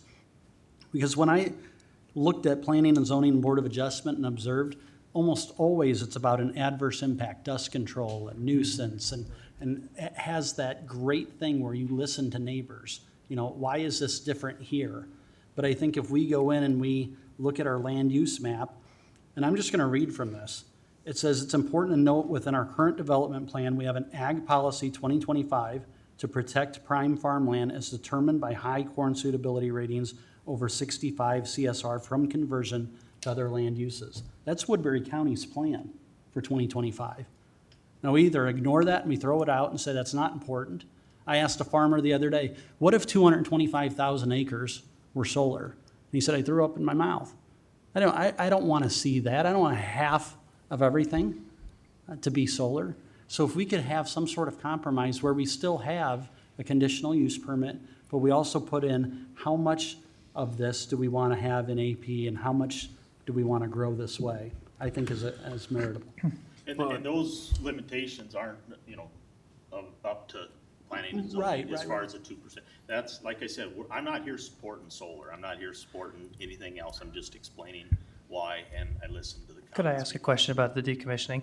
So in some of the ordinances I read, several counties will have like, they'll bring an engineer in and they'll estimate the cost of decommission present day, you know, and then they'll say, well, you have to set, I've seen up to 150% of decommissioning or 130% of decommissioning in escrow before you can build, and that money has to stay in that account until the day that the decommissioning is done. Is that something that you guys could require? That's kind of where if somebody's bonded for X dollars to cover whatever may come up. But that's another good point, that also makes the landowner that's also agreeing to this understand that his contract needs to be written to protect himself. Sure. In case of decommissioning. Yeah. And, I mean, that's the problem with wind turbines too, is who's gonna take care of that when it's done, and will it cover it down the road, so. Yeah. Another question, and thank you very much for being so helpful, both in your appointments and tonight, because it is valuable input. We do need answers to these questions to help us. how do you look at that? I know you don't have to look at that as far as 2% or what amount is going to it overall countywide, but you mentioned something very interesting earlier about you were looking at this earlier on as far as a way to add in solar farms near the general industrial zones. So is that how you came to approach this fundamentally, as far as, staying away from spot zoning? Do you have any comment on that, as well as how do you look at, like in the conditional use process, would you be looking at what neighbors say about how we want Woodbury County to look as a whole? I guess, yes, I'll speak for myself, not as a zoning board. Yes. I look at it that way. I look at, if I'm near the general industrial area and there's ground there that's suitable for this project, and I live outside that ground, I would rather have it done under a conditional use permit and that ground still remain AP instead of being rezoned to general industrial, which is their only other option, to try to rezone it. And I guess I look at that as a little bit of a step, a tiny step, instead of now general industrial's right next to me, and they may not have wanted that. So from my personal standpoint, that's what I looked at on the board. I also looked at that from past comments I've had from other people that have either been for or against the project. It's moving out towards me, it's moving close, just like I live on the edge of Sioux City. I don't want the Sioux City limits coming closer to me because it's tougher for me as a farmer to operate. I have other options, but then I also have other people moving out. It changes the landscape too. So that's the problem when you rezone another mile out, general industrial, or half mile out. You're getting rid of that buffer for people that maybe had that to protect them. But there are other projects further east in the county that are being looked at as well, not just down by the industrial. So how would you? That's where you gotta look at it and find out, does it fit? Does it work there? Does the, maybe it doesn't work where they looked at putting it, and it might be 10 miles south of there, and there's a spot where it is gonna work. Like I said, I'm not here to promote it and say, yes, let's do solar, let's do this. The reason we went the route we did was because of that ability to look at it on a case-by-case basis. And that's the difference, I think, between Board of Adjustment and zoning, was maybe we were looking at it from that perspective. Not that we want it, but this is what we can do and maybe make it work if it can. Thank you. So it looks like I'm the tiebreaker again. So I have a question for the Board of Adjustment members. If you wanted to both come up, I don't care. My question is, what is the big deal? And I know that sounds a little caustic, but I don't know how else to say it. What is the big deal about just denying conditional use applications that don't fit, that the community doesn't want, that you don't want,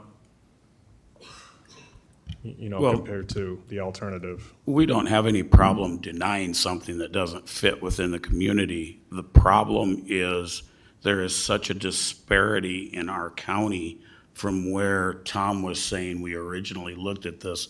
I came to those board meetings. Leo and I were the only ones that were at the zoning meetings. So, and I fully agree that, people in Leo's instance where they're close to that industrial, I do think that makes sense. So why are we opening up Pandora's box all over the county in order to give a few people what we can give them by just simply changing the zoning?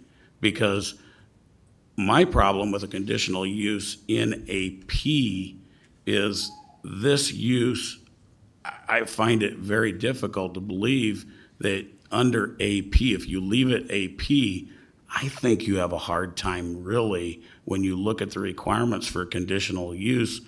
I don't think Leo fits. So I really think you're going through a lot of work to get nothing, personally. I think if you would make the step to take the land next to the industrial, make it industrial, then that's still a conditional use. It's not like just because it's industrial, they can automatically do it, but the industrial is where the conditional use for this purpose, in my opinion, really fits. When you read the zoning for AP, I don't see where you can get it to fit, period. I guess one question I would have as far as being on the Board of Adjustment is as far as the amount of acres we're potentially talking for these projects. I mean, the Vice Chair on Planning and Zoning did mention, that we don't want to hand out conditional use permits like candy. And so my question would be, how many conditional use permits would we actually be looking at for these, potential thousands of acres? So that's one concern I would have. Well, he also mentioned that specifically that up by Moville would be where we're not looking at that. And that is specifically where NextEra is looking. And I've been to a lot of counties, as you all know, and NextEra is suing a lot of counties. And and you can think that you can win those lawsuits, but I got news for you. Those lawsuits cost money whether you win or lose them. So what's there to gain if our real purpose is to get that ground down by the industrial so that it can have some solar panels on it? Then why are we messing with the rest of the county? And that's what we're doing when we open all of AP up to a conditional use. Well, again, though, when you do a conditional use, if they're not meeting the conditions, then it's not granted. So they do consider things like the CSR rating and other things that. And if I consider that on Leo's ground, it wouldn't apply either. Well, at the same time, you could make the argument, floodplain or anything else over in that area. So, that's why they have the meeting with the, planning and zoning to determine what conditions are being met. Can I just ask, if somebody says a conditional use for your land is 50, and somebody says at another time, 4 weeks later, now it's 70, isn't that where we get into, well, wait a second, why is it 50 over here and it's 70 over here? Why are you treating me differently? That's why this is ripe for lawsuits, and that's why that's why you standardize these things to say, here's what it is across the board. Now, we'll look on a conditional use permit for adverse impact in this particular area, but I think just opening it up to everything's a conditional use permit and you make up the rules as you go, that's why I think you see all these lawsuits. For us to be fair to a community down around Salix and to be fair to a community around Moville, the criteria we would use would be completely different. And that opens you up to that inconsistency where if you would change the land that you really want to have solar panels on, if you want them, to industrial, and we can do a conditional use permit, we can talk about the same issues, but we can do it where it meets conditional use for industrial rather than ag, then we can be consistent. The way this county is made, it's just so inconsistent that if you ask us as a board to come up with something that's fair to every one of these communities, it's going to not look anything alike, and that just opens us up for lawsuits.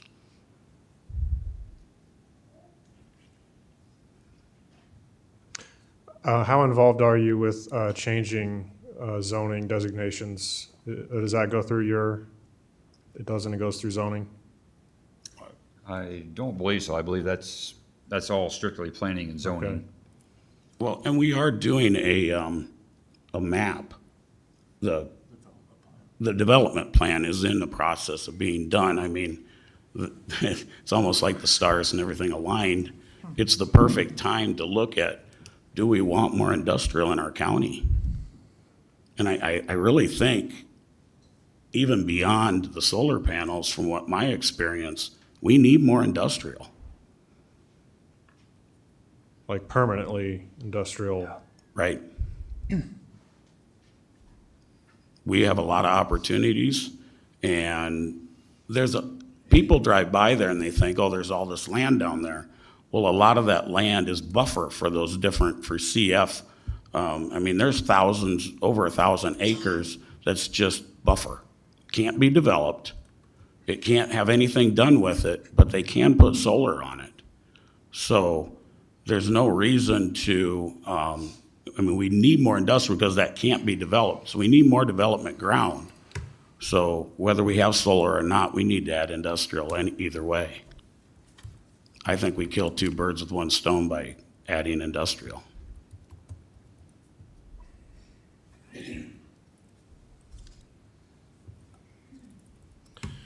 I guess that would beg the question, is that what planning and zoning wants to do as far as rezoning everything? Well, I don't think it's rezoning everything. It's just looking at that area south of Port Neal or north of Port Neal or in that Port Neal area. I mean, you're adding an interchange to Port Neal. I think it's only logical to think that Port Neal is going to grow. What about Millville? What about? For solar? Yeah. I think we need to, and this is something that Mid-American brought up, they have community solar projects that are between, I believe, 1 to 8 acres. I think we need to go out to these small towns and have a conversation with them.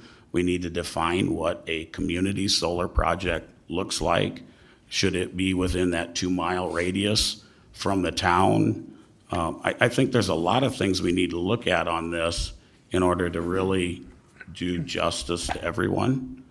And I don't see, like one gentleman said, I don't think we should be rushing on this. That was actually one thing I had on my list to talk about was community solar.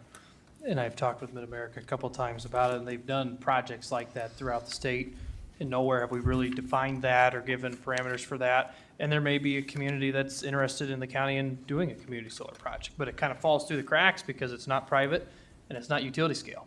It's community solar. So Quite frankly, if it's in the town's limits, it's not our job. Well, it wouldn't necessarily be in their limits. It's within that 2-mile range outside of their limits, is my understanding.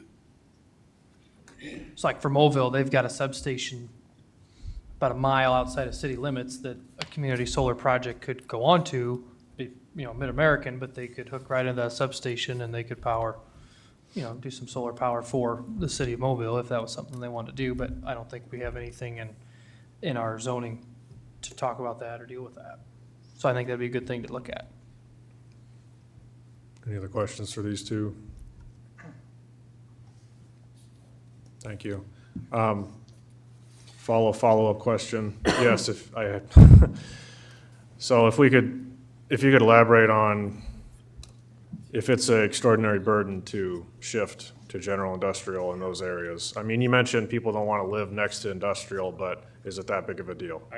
If it's in, he spoke about our future land use map, and if it's in the area and it fits a rezone, if they come and request that before the zoning board, that's probably gonna happen. It'll probably work. Okay. So I guess to answer that question, that can be done, that can be expanded. Okay. If it fits in the plan, that's what we use as our guideline, is this what our future land use map is? Okay.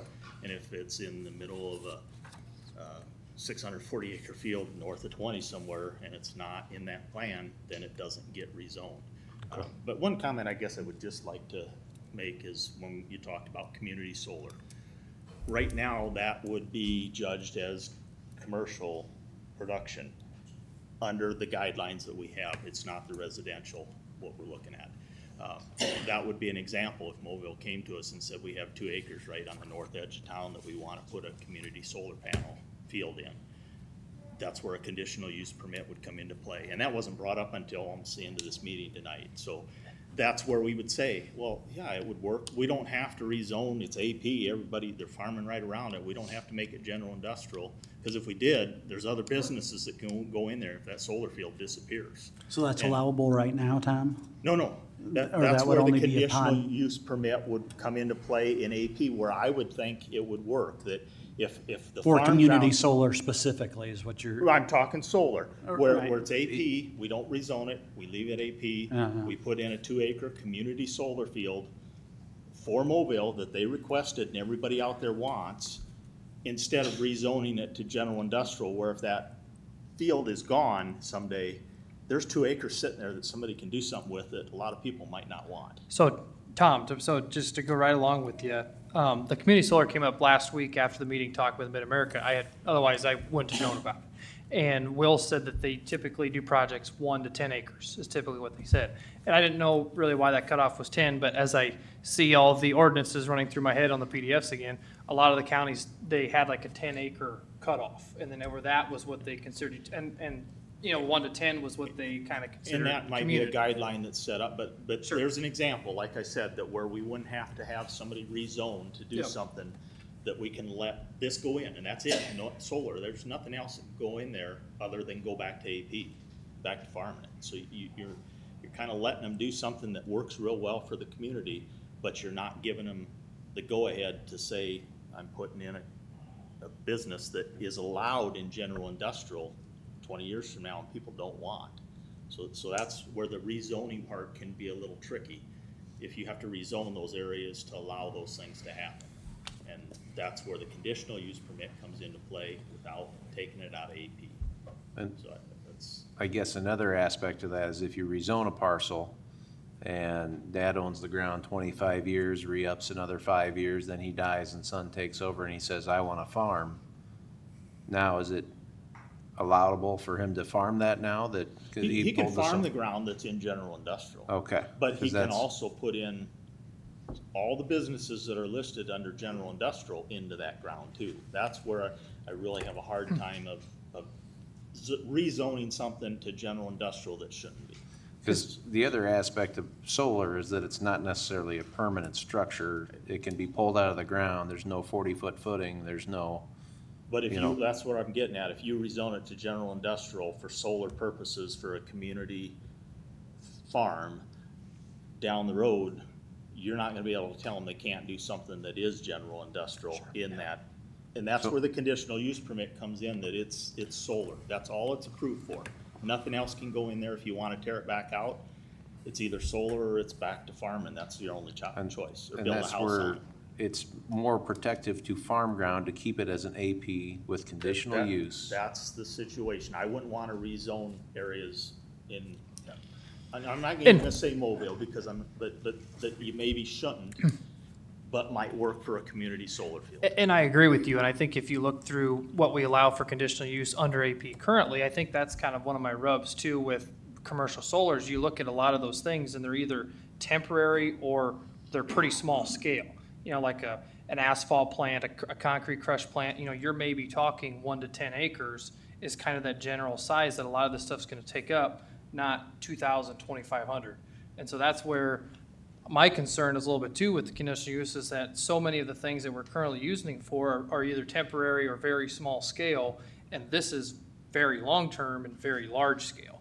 I've gotten lots of comments that we should look at expanding the general industrial, and I think that does make sense. I think with the new interchange and everything that's going on down there, I think it makes sense. But I would agree with you, I wouldn't want a spot zone industrial for some of these, just Right. like for years where our farm is proximity to Highway 20, we would have crush plants. Whenever they would come resurface Highway 20, whatever, they would come and get a conditional use to use our pasture. They use it for 3-4 months, then they're And gone. we even put timeframes usually. Sure, on and that too, and so that to it's- me is very appropriate, but some of this stuff, when you start talking conditional use for 3 months or stuff for 40 years, that's quite different, so.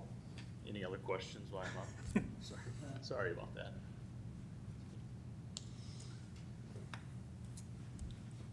I guess myself, I prefer, I'll make a motion to move this, but with AP having the C, conditional use.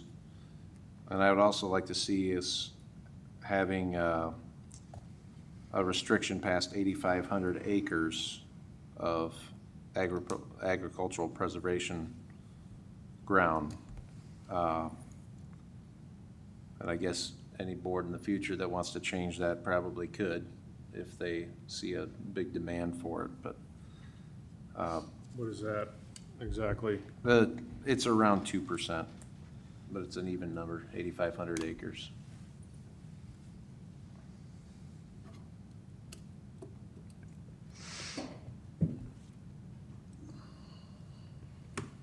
Is there a second? I'd second that. Motion by Raddick, second by Bittinger. Is there any comment on the addition on the 85, or on the 2%? That is something we can add to this at this point, Joshua? I think we'd have to take a look at that. I'm not sure that the way that it was noticed would include a condition like that. I think that's part of why there's the following agenda item. Just in general, and I will touch on this because it's been brought up a couple times, the possibility of a lawsuit and whether something in the ordinance versus the conditional use process is more defensible. In general, if the Board of Supervisors through a legislative process have established something in the ordinance via that legislative process, that is going to be more defensible than a non-legislative body and a decision that they make. It's not to say that a well-reasoned conditional use permit that's denied or approved with certain conditions wouldn't be approved in court, but again, it's more defensible if it's set out. And that's something that the ordinance addresses. It's been referenced several times tonight that there's 6 things that the board planning and zoning look at when they're considering a conditional use permit. And the number one thing, or the first thing they look at, is that the conditional use requested is authorized as a conditional use in the zoning district which the property is located, and that any specific conditions or standards described as part of that authorization have been or will be satisfied. So that the ordinance is specifically anticipating and inviting the Board of Supervisors to say these are the things that are bright line rules when it comes to this particular conditional use. So I think that's why the second or the following agenda item is out there, just from the legal standpoint and the defensibility of it. Would you say the motion is not germane then? Well, I do have a concern just in the way that it was noticed, because we are, the way the publication was done was in regards to the broad conditional uses either allowed or prohibited. But there aren't any additional sections referenced, and I think, Dan can chime in on this too, as far as what his views are, but if we're going to add those conditions, I think it would be a separate process with further study. Okay, would you two like to withdraw?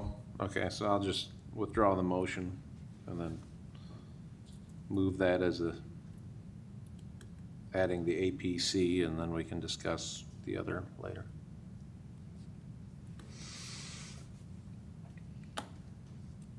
If I Is there a second?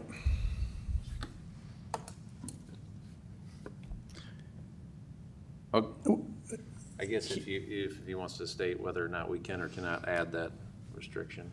I'd like to follow up on what Joshua said about that criteria number 1, as far as the conditional use permit. As far as that second item on the agenda following, one point to make is additional requirements can coexist in the ordinance with the conditional use. For example, we have a conditional use permit for a telecommunication tower. We also have a section in the ordinance dedicated to telecommunication towers that talk about setbacks and engineering reports and standards that we expect to be submitted to the county. So basically, any adjustment following that second agenda item would likely be basically coming back, likely in a new set of hearings to maybe address some of those extra conditions. But as far as what Joshua said with that criteria number 1, that would definitely support supplemental information to guide the zoning commission and the Board of Adjustment in consideration of those criteria.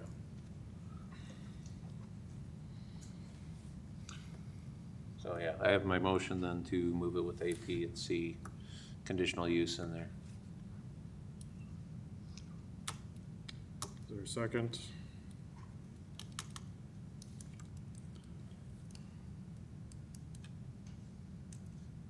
Going once, going twice. Motion dies. Mr. Chair, I'd like to make a motion if I may. Sure. I'd like to move to strike the conditional use permit in the AP and approve the second reading of the ordinance as the final reading. Is there a second? Second. Are we able to move to approve it as a final reading, or is that limited to the next item?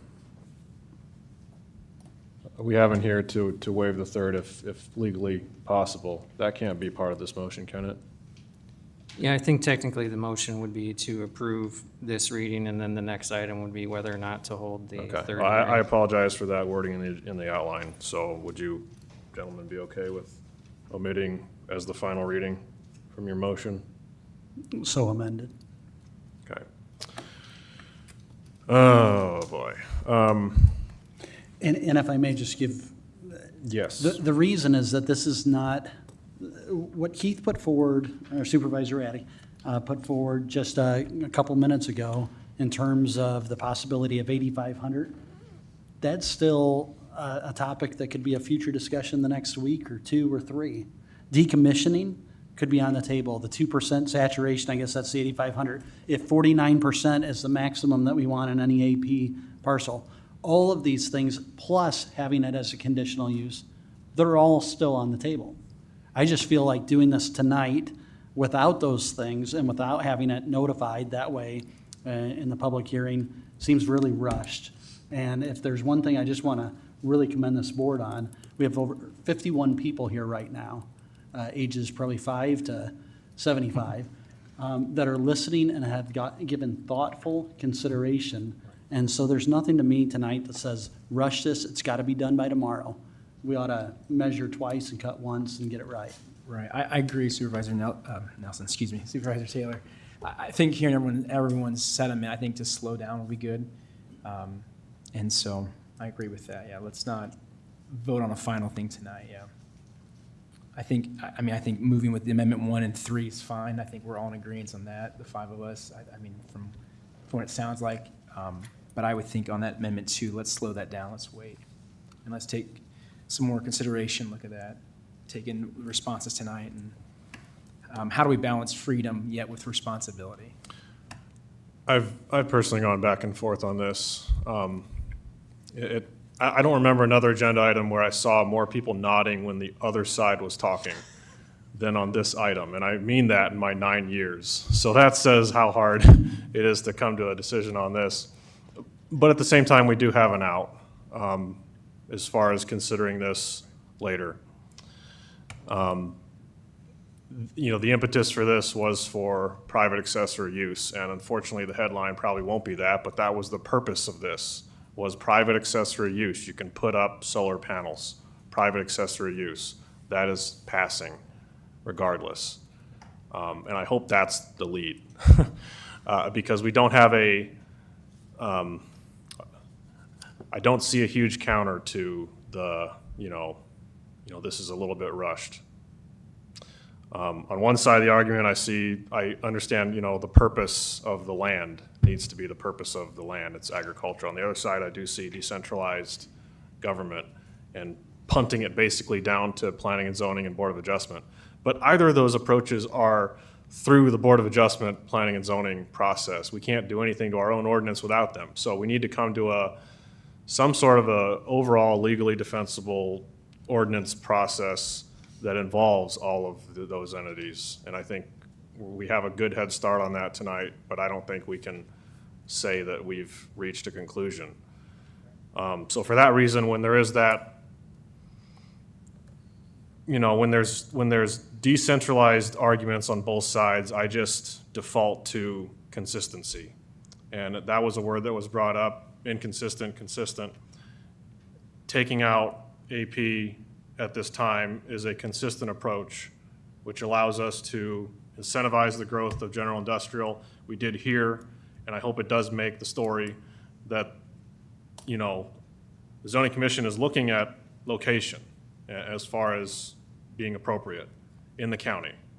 And I think that's a good thing for everyone to remember, that it's not willy-nilly. And I do trust the members of these boards and commissions. A lot of them have more tenure than us and will. And they're like U.S. senators, some of them. They have institutional knowledge of what their neighbors feel and think. And so with that, I'll support the motion, and with the understanding this will come back, if for nothing else, for a more legally defensible position. So I guess that begs a question. So we have the next item we plan to discuss. So I guess I don't know where I'm going with it, but when do you anticipate having it back on the agenda to discuss an APC? Because there are companies with projects that are, I think one may consider not even pursuing additional contracts in this area. And when I see a potential to lose a $432 million project in our county, and maybe another close to $500 million project that was planning to rely on that energy, getting the headline that we did this, I guess I would like to see a commitment that we're going to revisit it. Because there's a lot of people with personal contracts on the line. I guess, what's the commitment to revisit this? What's the time frame? Because you'd have to have planning and zoning meet, you'd have to cite those meetings, how much in advance. We have to go through 3 readings. I would say if there's an immediate urgency, there is the avenue of changing the zoning. I mean, if it is a project that is gonna be made or, broken or not broken by today, then I think they would expeditiously talk to those commissions to make sure they can do it under the conditional use for general industrial. Well, if they haven't done the engineering yet or anything like that, they're just gonna they're gonna go away. They're not gonna come here. That's. Well, we need to hear These that, companies buy options for 5-6 years with just the hope that something happens in that time frame. So I understand that. I think this is something you can bring back up, and that we don't want to just say 5 years from now we'll deal with it. But those companies come in with those options under the understanding that it may take that much time to get the ball rolling on their projects, so that's why those options are there. Yeah, but they're not gonna come back with those options if we don't give them the option. If they've already, because they've already entered into those agreements with those landowners. I would say personally that we should revisit it in the next 2, 3, 4 weeks. We can't do it next week, obviously, and you alluded to that, but I also think that there has to be a commitment that we're not going to say that we'll look at some of these potential compromises and balances. Supervisor Bittinger said personal freedom and people's lands and the rights that they have with how we want to see the county grow. So I think that's a reasonable time frame without saying 6 months or 2 years from now. And it's, well, what good is that for us? So I'm just throwing that out there as a. 6 weeks puts us out on September 19th. That gives us 6 weeks. I don't know if that's too far out. Yeah, I don't know, 4 to 6 weeks. Start it in 4, be done in 6. I would say you'd probably want to look at something before October or after Thanksgiving, just so that we can have the most amount of farmers here for input. If we hit that October, November, there'll be nobody here, because they've got more important things going on, so. September or December. Yeah, I think that's what, I think that'd be the most appropriate to give the best opportunity for people to be here and give input, I think. September 12th is 5 weeks out. I would submit that. That's not really part of this motion. Right. but that's- Well, I'm just asking. Yeah. Because You know, I think it's, I mean, with the folks that I talked to at the fair, I was surprised how many people had no idea that this was on the agenda, that when some of them are here tonight. And so I think, I will work diligently to try to, and I'll try to get to the next Farm Bureau meeting, because there was quite a few of them that didn't know. And, I think if we really try to bring people in and let them provide us input, I think they'll come, or they'll call us or email us. And I think that's the best way to figure this thing out, is through input. Can I ask Keith a question? Um, Is, among these companies, is there a theory that it's easier to make it through AP conditional use than industrial conditional use? Most of the ground in Woodbury County is AP. I mean, like over 95% of the ground is AP, so. So it's not the process that they're worried about? If you're only looking at 1% of the ground in the county that's even available, then it just limits your project at all. You know? Well, but I think from our standpoint, going through the industrial conditional use, and I'm not speaking for the board, is actually easier than going through the AP conditional use. Because when you look at the definitions of each one and compare them to the requirements of the conditional use, solar easily fits in the industrial way easier. So if you're looking for something to get it done, I think your industrial is the easier route. You clear on the question? Okay.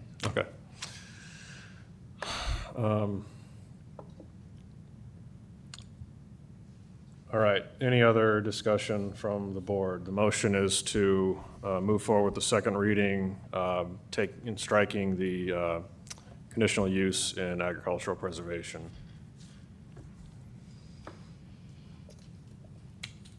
Do we need a second? We have a second. Right, we have a second, right. All right, let's do a roll call.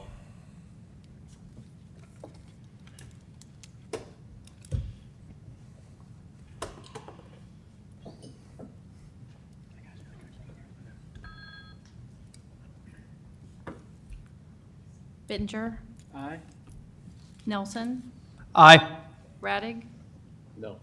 Taylor, Aye. Ung. Aye. I think you voted like 3 times there, Mr. Nelson, with that. Motion passes 4-1, Raddick opposed.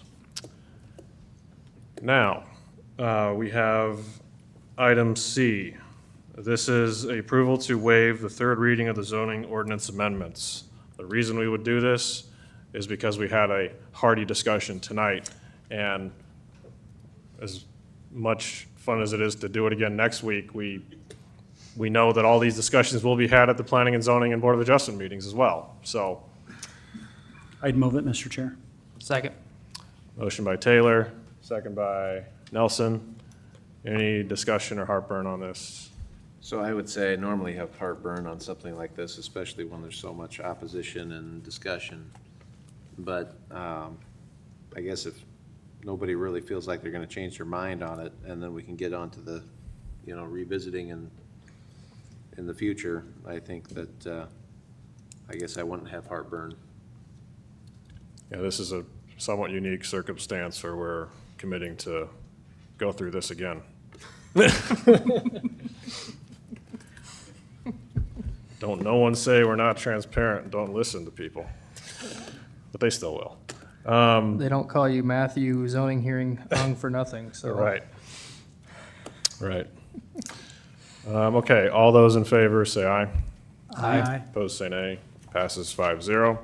Item D is to adopt the zoning ordinance amendments as approved earlier in this meeting. So moved. Second. Motion by Taylor, second by Nelson. Any final comments from the board?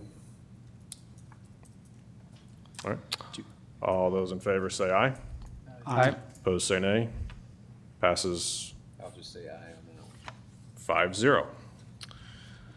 Thank you, and I'll just quickly want to mention at the county fair where I also went, I think we all went, with Supervisor Bittinger. We ran it. We had a couple come up to us from Anthem. Anthem, yep. And it's been mentioned, somewhat sarcastically, millions of people watching on YouTube, and people don't know what we're talking about, and we worry about that. But this couple said, I watch all your meetings on YouTube.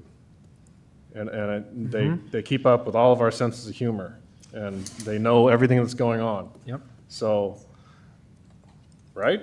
Yeah, no, that's I'm not correct. lying. No, you're not lying, no. So We were taken back by that. we were stunned for a while, but we say it in jest, but there are people, and this is for you guys in Anthem that came up and talked to us. Well, I So shout desperately out. want to apologize for my sense of humor. As well, you should.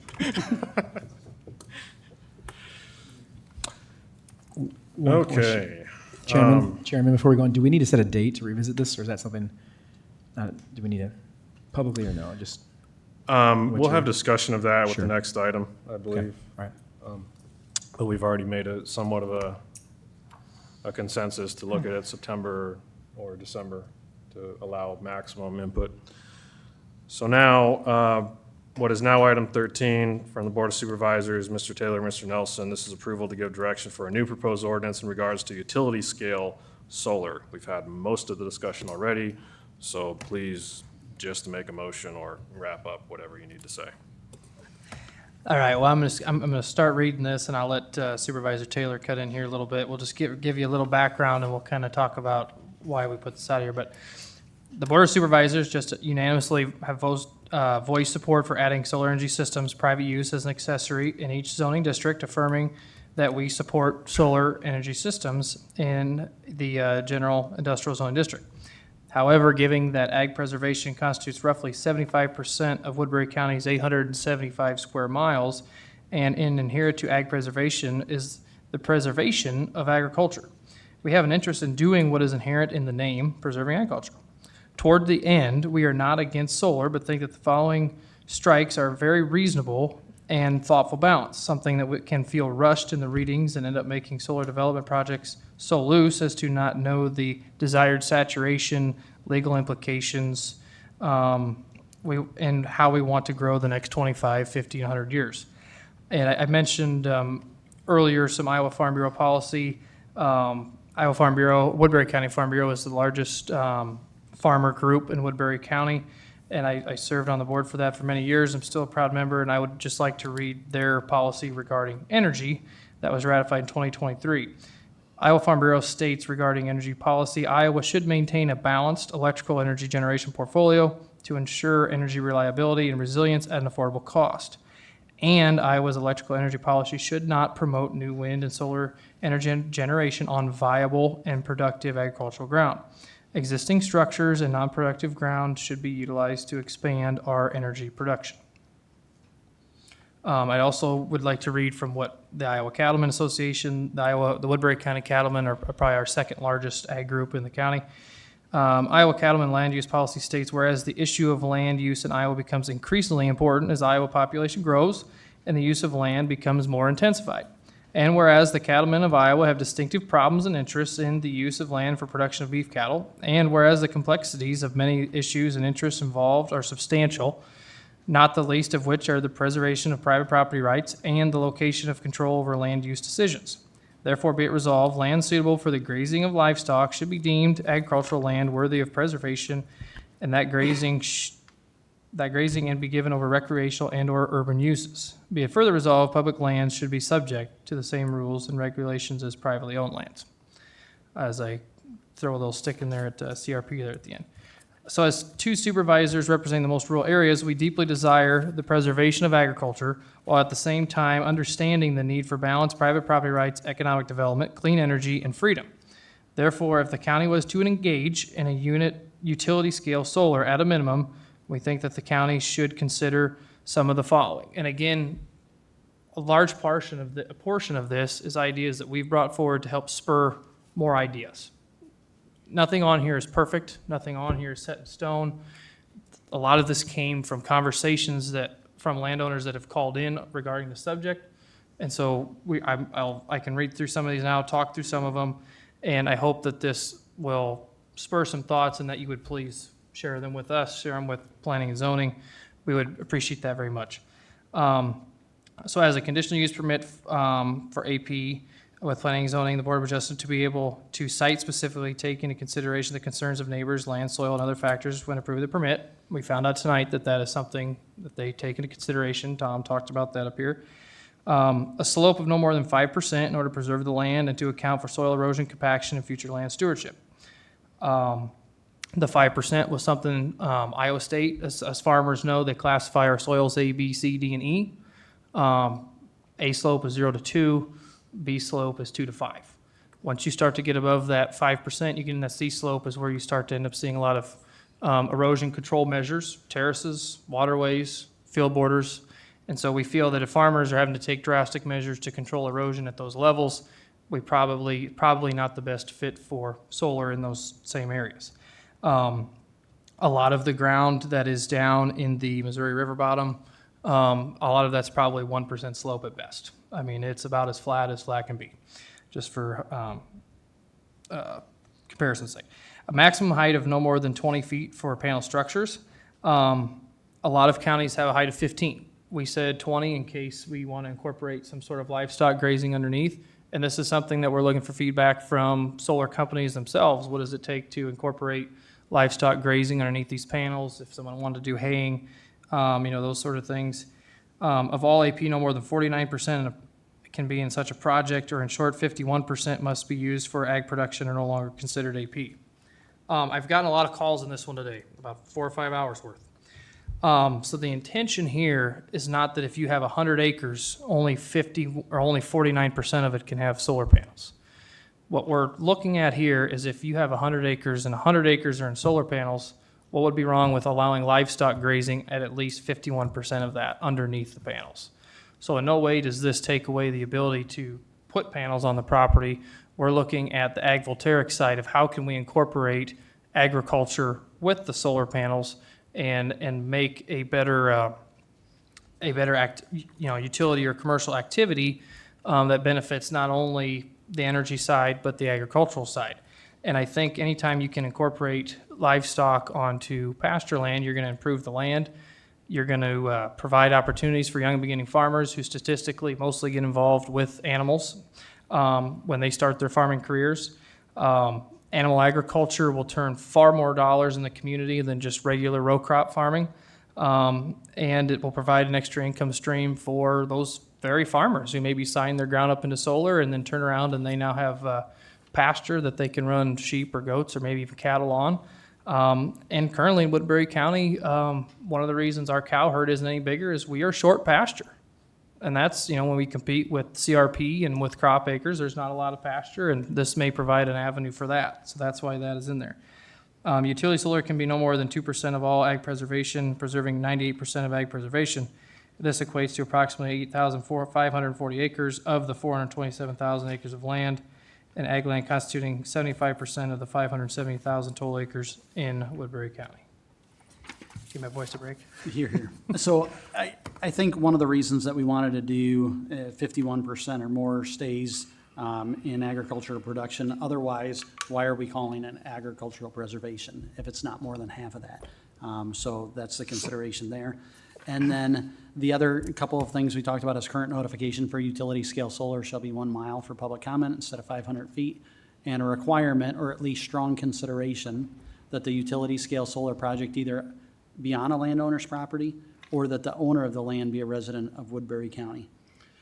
All of these are things that will not be voted on tonight.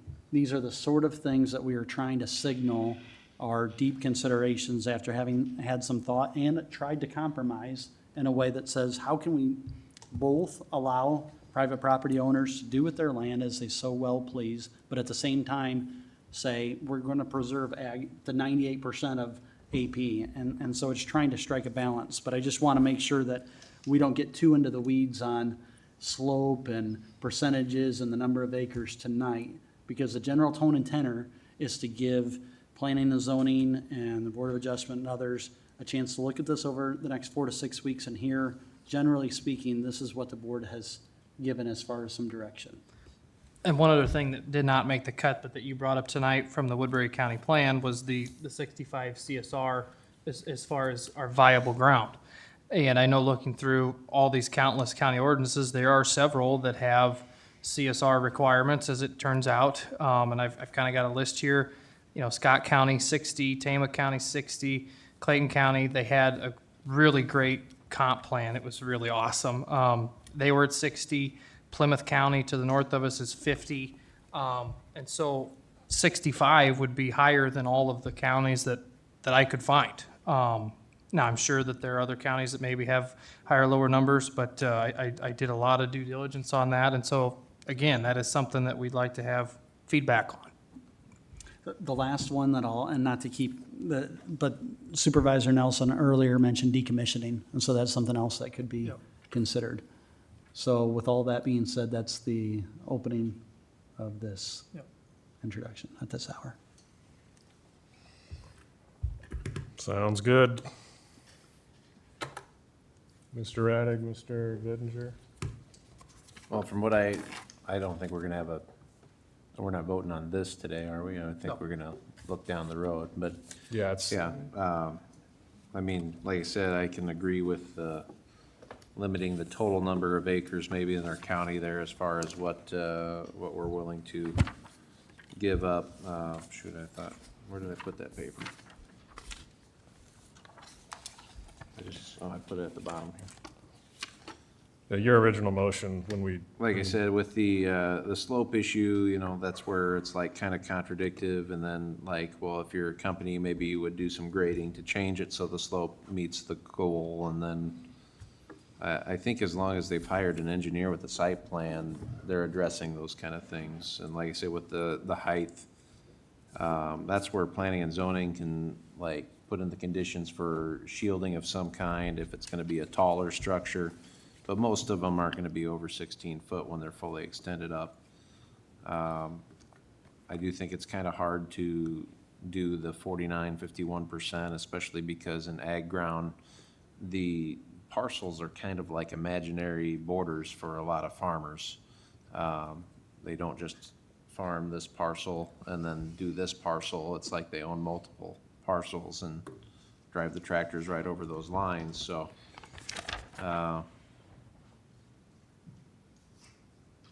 The utility scale location or notification, I think a mile is a little excessive. Of course, 500 feet's not very far out in a rural setting either. And then I honestly don't know how you do the last one legally from the standpoint.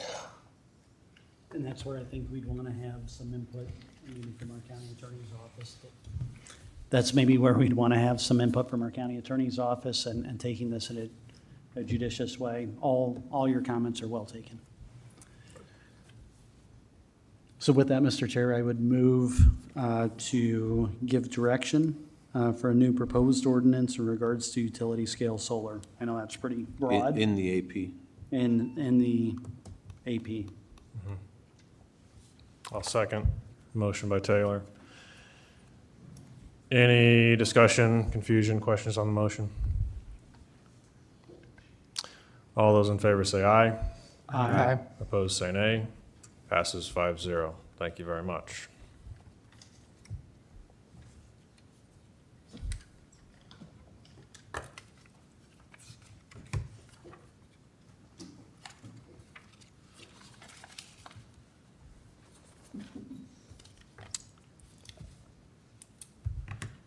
Next item on the agenda is what is now 14 from the county attorney, Mr. James Loomis. Put this on for us. This is for action. Title is Approval of the Hiring of Outside Legal Counsel for the County Auditor. Good evening, gentlemen. Good evening.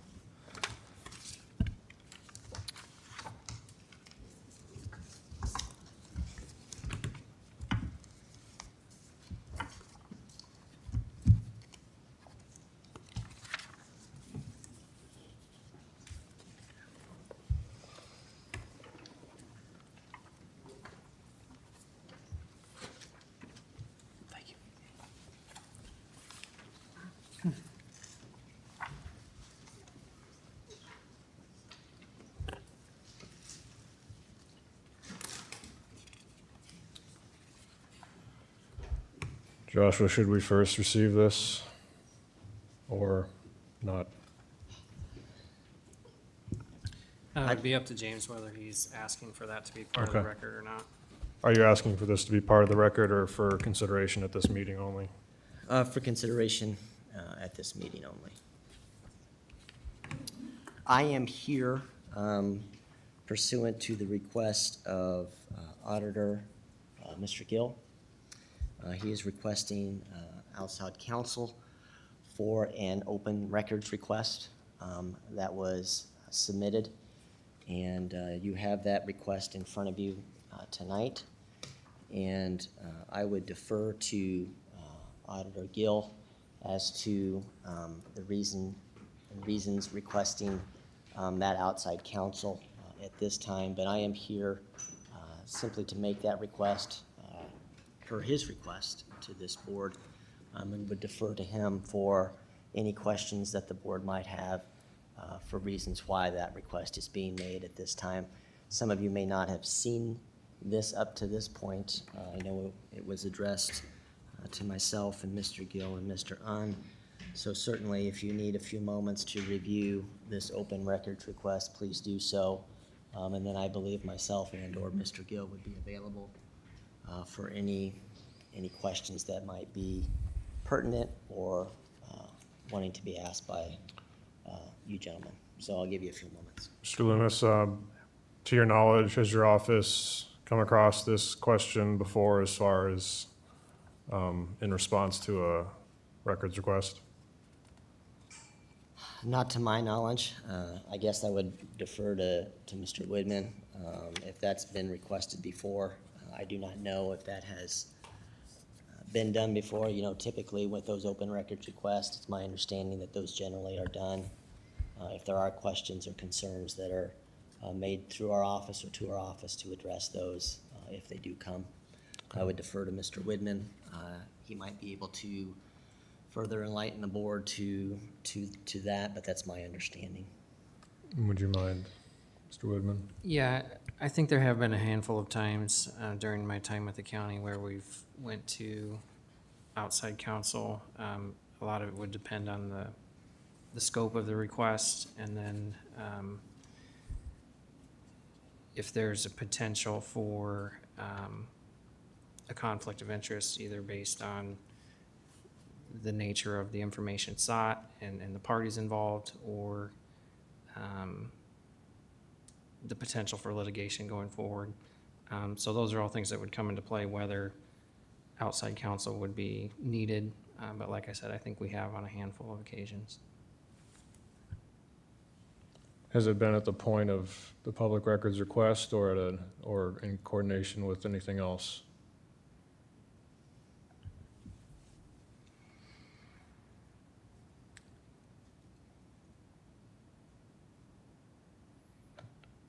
From my recollection, I would say we have employed outside counsel when we receive a records request. Because with any records request, there's a statutorily a time frame to respond to that. So it's usually a fairly quickly apparent whether we need that outside counsel or not. So out of curiosity, then you're saying because it's a 30 days of receipt of this, we're gonna need to hire somebody to be able to do the response? I don't know specifically the scope of this. I think that James and Pat have had more of those discussions. When a legal review is involved, there is a possibility of, if the request is large in scope and there's a lot of documents to review, that time, we can take that time that's needed to review them. So the 30 days isn't necessarily a hard and fast rule, as long as we're communicating with the responder along the way, as far as what we're doing and that review is happening. So in chapter 22.7, it talks about what records are exempt from giving. Is that part of the point of having the attorney to determine that, or is it just for the speed factor of it? I'll defer to James and or Pat. I think that that question is best addressed by Mr. Gill as to the reasons why it's being requested. For that explanation, Mr. Raddick.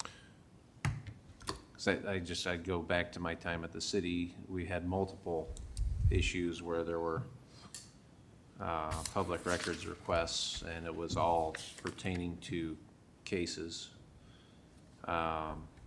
And we didn't have a right to not give any information ever. It was just always done, and that was typically done by WCICC, I believe, but I don't know, I guess. Are you asking if this falls within what's considered a public records request? Not necessarily, because I believe that in court cases, things do fall under Public Information Act requests, and it's up to the attorneys that are involved in those cases to determine what is worthy and what is not. Well, I think you're talking about two separate things there, Mr. Raddick. I think you're talking about information that's discoverable in active litigation or an active open pending case versus what this is, and this is different. This might be part of or become part of an active open case, but that's not what's at issue right now. I guess if you understand the distinction that I'm trying to make regarding that. I get it. Okay. But so from that perspective, I think you're bringing two things together, and they're separate. I mean, they're separate questions that we're trying to address, and this is just simply the open records request, and how that interplays with whatever else is pending or open. That's for those other parties to decide or determine how that eventually comes into play. So I guess the main point of the question is, why do we need to hire somebody to do something if we could just give the FOIA request? Well, again, that would be something that Auditor Gill should address as to the reasons why he's requesting that versus me. So I would defer to him on that, Mr. Raddick. Let's defer to Mr. Gill, unless anyone had any immediate questions for Mr. Loomis. No, I do not, Your Honor. Okay. Sorry, Your Honor, Mr. Chair. Old habit.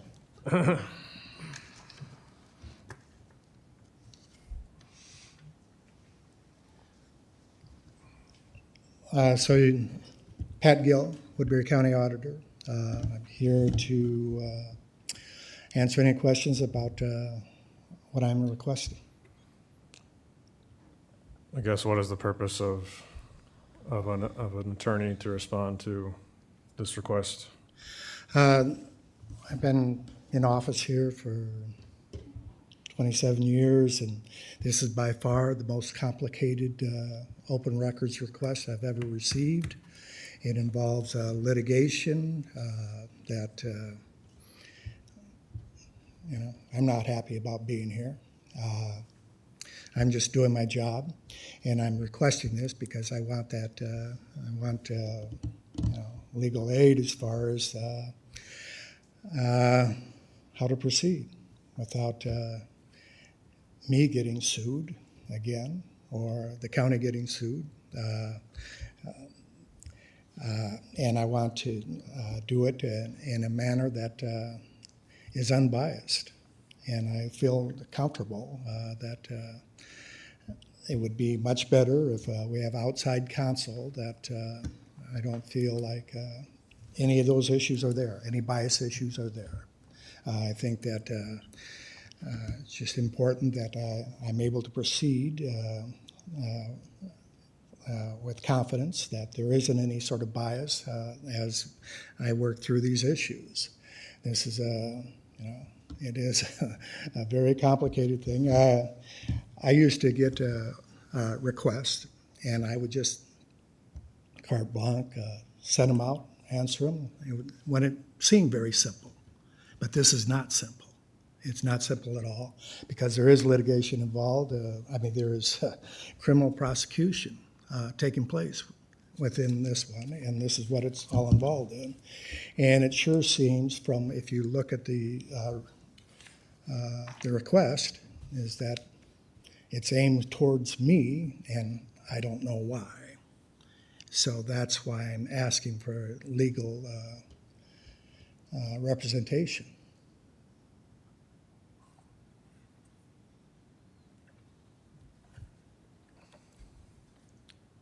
Keith did ask a question about the need to respond in a timely manner, and I think part of that is whether we can do it in-house or not. Just speaking from the standpoint of the one in the county attorney's office that does the majority of the civil work, and knowing what my current duties are right now, and that I have a full criminal docket in addition to that, I don't think that there's any way that I could sift through everything that's going to be required to respond to this in a timely manner. I mean, I'm just looking at search terms, and I have gone through some pretty broad in scope records requests, but when the computer people do their thing, they'll find all the emails that have these search terms in it.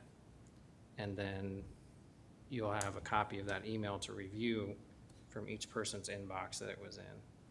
And there's a copy from the inbox, there's a copy from when it was deleted, and some of it is repetitious, but there's, I think it's up to 60 or 70 exceptions to what are public records, and they do need to be reviewed to determine what can be released and what we have an obligation to not release. So just from a timeliness standpoint and the scope of it, I would say that it's not going to be doable for me personally. So obviously, I'm not, going way out there to say that, you're not the only one mentioned in this request. It's broader than you. Well, it all circles around me, though, all Sure. those requests. There are several names, put it that way. If your office isn't able to supply these records or screen them rather, should it be the attorney's office seeking a firm for the whole request, or should it be an attorney for Mr. Gill and then you take on all the remainder? Is that how it works, Joshua? Well, is there a specific attorney that's being requested? Pardon? Is there a specific attorney that's being requested? Yes, I contacted Doug Phillips, who has assisted me in the past, and he's agreed that he would take this on if you approve it. Do we have any estimate of cost? Pardon? Do we have any estimate of cost? Cost to review? No. Honestly, if this was just simple emails and those search terms, that wouldn't take long at all to get through that. But there are other things, the terms are broad. Well, and, I'm just looking at this, and it's a 2-year period, and there's various different county officials' names in there. But that search term from WCICC is gonna return every single email that any of those officials had, which is a very broad request, and somebody's gonna have to review each one of those. So just the volume of it is very massive. What I'm looking for is just to, when the former county attorney, when I would get those requests and I would just answer them. And there was a point when the former county attorney said, don't be doing that anymore. That I should go to him first before I do that. And when we had these discussions, and we had them about, because it goes beyond just emails, talks about private emails, talks about text messages and those sorts of things. And when I talked with the former county attorney about that, he said that can get into litigation as far as what's allowable, as far as what they're asking for and whether you have to comply. I mean, you can see what happened with the governor here just lately with when those requests were made. They're not straightforward. They're very complicated. They deal with litigation, and what it really boils down to is what Mr. Luminous and I have talked about as far as the county attorney's office is there to represent both the Board of Supervisors and the elected officials. At some point, those things might diverge.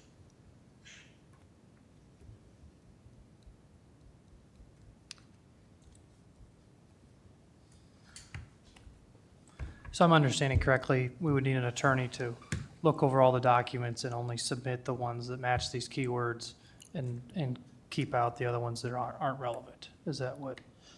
Yes, and when we talked about originally, when talked about cell phones that were supervisors had, and people would determine whether or not they would carry around 2 cell phones. I never did that because I just have one county issued cell phone, and I understand that they can request those, but also is that I can't prevent people from sending me text messages and what they're going to do, and so you just have to make it a determination as whether I have to give those messages up when I didn't initiate them, that sort of thing. And this is just, we're all in a very difficult position right now with this particular issue. And I would feel much better about it if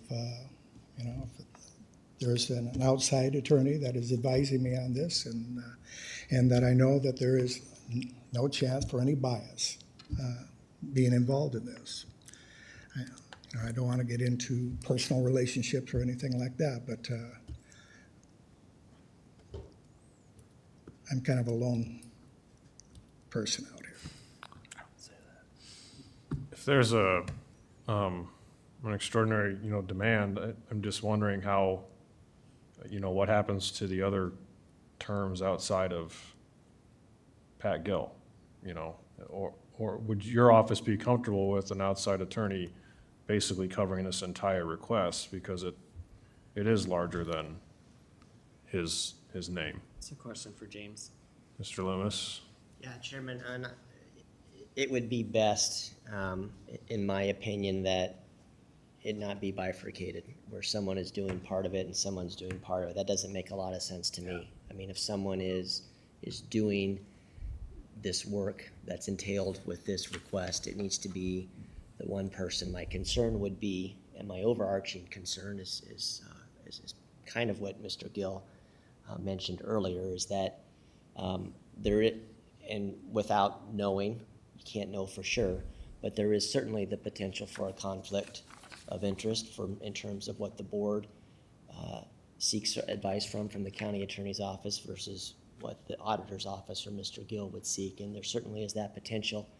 And if you bifurcate it, you still have that potential that is there, and is certainly a consideration for this board to keep in mind. And so I don't think that it's best course to break it up and one do part and one do the other. If the board's decision is to go one route for outside counsel, that person should handle the entire portion of it and do it that way. So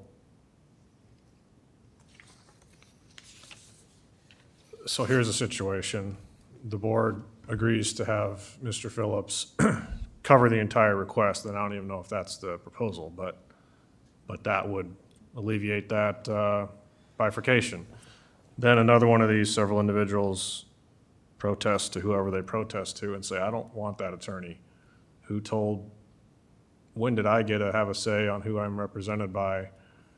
So therefore, is your office, do you have a short list of attorneys that specialize in this? Or do you work with Mr. Phillips in a way that you'd be comfortable recommending this from your office? Or do you want time to recommend another firm? Or how would you, I hope that makes sense. Generally. I mean, I don't have any issue with Mr. Phillips taking on what's being requested. If Mr. Gill has indicated that he's willing to look at that, then I don't have any issue with that. Mr. Phillips has done work for the county before, and so I don't have any issue with that. In regards to other folks that are listed in that open records request and those individuals and whether they would like Mr. Phillips or not, you know, they're certainly free to do whatever they would want to do, but they're no longer employees of the county. And again, I think that becomes a separate issue for them. This is just simply this request as a county request, not an individual kind of request from those other persons that are no longer employed by the county. So even though the agenda item says for the county auditor, it's really for Woodbury County in order to not bifurcate. Essentially, So it would be for Woodbury County. We're having a proposal, and I guess that's the one on the table, and unless your office would have a recommendation otherwise. I don't have a recommendation otherwise. So you'd be comfortable with Mr. Phillips representing the county for this request?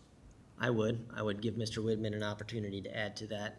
He's certainly been doing the civil position for a number of years and has worked with Mr. Phillips, I'm sure. So I don't think that he would have any hesitation on that, but I do not. All right, I respect Mr. Phillips and the work that he does. I think the only thing we would need to check on is if he is comfortable representing the county as a whole, as opposed to just Mr. Gill in his individual capacity. I do think the point is well taken that there's a portion of this request that's specific to Mr. Gill, but it's also broader than that. And it's sent to Mr. Gill. It's also sent to you as the chairman of the Board of Supervisors.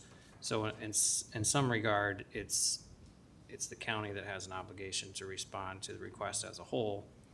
And whether Mr. Gill's specific interests are different than, I mean, obviously the ultimate goal is the records that are public records should be produced, and anything that's confidential and needs to be held back would be held back. So that, I don't know if that's a curveball, Mr. Gill, if you know that he would be okay with that. I believe that he would. I forwarded the document to him, and I believe that he would be okay with it. And honestly, I don't have any problem with that either. So I guess my question then goes now to approval of hiring outside legal counsel for county auditor. Is this, I mean, we talked about scope on solar panels. What is the scope of the job here? So are we going to define those parameters as this is just to answer this Freedom of Information Act request? Is that the intended point? It's to, the intended point is to advise on everything that they've requested in that document, which, as Joshua knows, I'm not an attorney. We've dealt with that issue before, and this seems to me to be very broad, and you know, there's lots of landmines out there that appear to be in that document, and I just think just better suited. And Joshua did bring up a good point, and that's something I considered too as soon as I saw the 30 days to begin with, is that it's going to be difficult to get that done. And it's a very complicated and broad request. So you would have to be comfortable as well, I suppose, with this contract, I guess, or relationship being with the county. And certainly the attorney's office would still be involved in some fashion. So it wouldn't be, you know, if in regards to potential conflicts, if those come about, they can't influence the information disseminated. Unless there's a legal reason for it from the attorney's standpoint. And we still have to respond. We still have to give the information. And if there's a conflict, we can't, you know, we can't have a misunderstanding here that this is Mr. Gill's attorney. This is the board's, the board is, you know, letters addressed to county attorney, myself, and the county auditor as heads of the offices to respond. So it can't be, you know, there can't be a conflict, and you know, we have to end with the information request being fulfilled, so. Yeah, I think that everyone's interests coincide at this point in that we have a request that's come in for records, and obviously there's gonna be some that fall within that request and should be produced, and others don't, and those need to be separated out. And if at some point, for whatever reason, there was a difference in there was diverging interest, then it would be up to that attorney to come to us and say, okay, this is why I feel that there's a conflict now. But so again, yeah. this is, you know, it's a records request. There's a large scope to it, but ultimately, at this point, everyone's interest should be the same in responding to it. So again, this relationship would be with the board, with the county, and not necessarily your own. Correct. You know, that the board, James Loomis, has access to this attorney, basically. Don't know how that works. I would just echo what Mr. Widman just said regarding that obligation is with Mr. Phillips. Should there be something that he sees that becomes a conflict, that is his ethical responsibility to advise us on, and then we'd have to address it at that point in time. Okay. But as Mr. Widman said, and I would agree that, you know, at this point in time, the responsibility lies with the county to respond to the request as a whole, and should those interests diverge at a later point, then that would be on Mr. Phillips to advise the board of that. Then would you recommend the motion be to hire for Woodbury County? Yes, I would recommend that it be amended Okay. to Woodbury County and not specifically for Mr. Gill. Okay, and Mr. Gill, you'll confirm he's okay with the scope, and if that's an issue, please let James or myself know. Anything else to consider? One thing we need to look at as well is, I know that the letter references an estimation of costs for the records request. There are instances where legal review of the documents could be part of that cost that's passed on.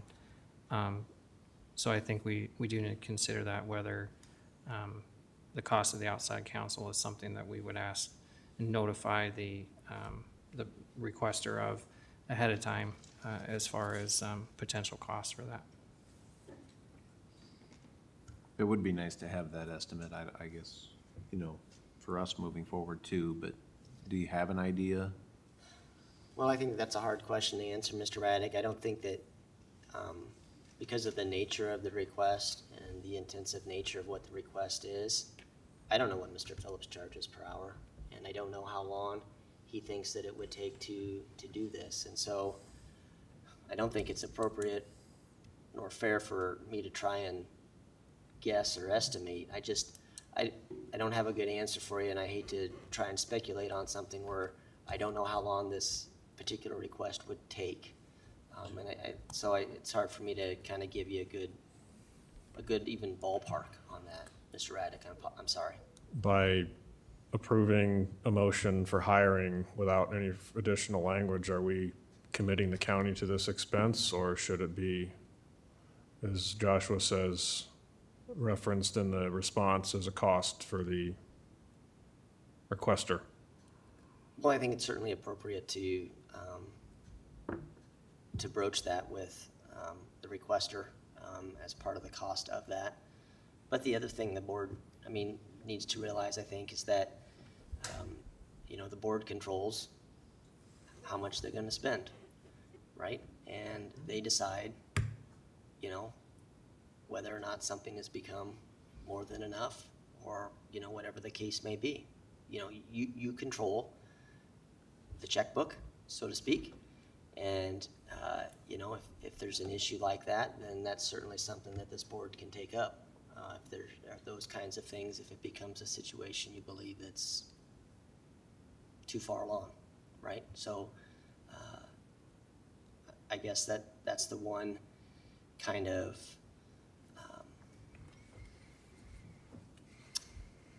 control that you have over this. It's not just an open-ended kind of thing where we just hire one and then do the job until it's done kind of a thing, right? There's always that opportunity if the board believes it's necessary to do something like that, then the board can do that.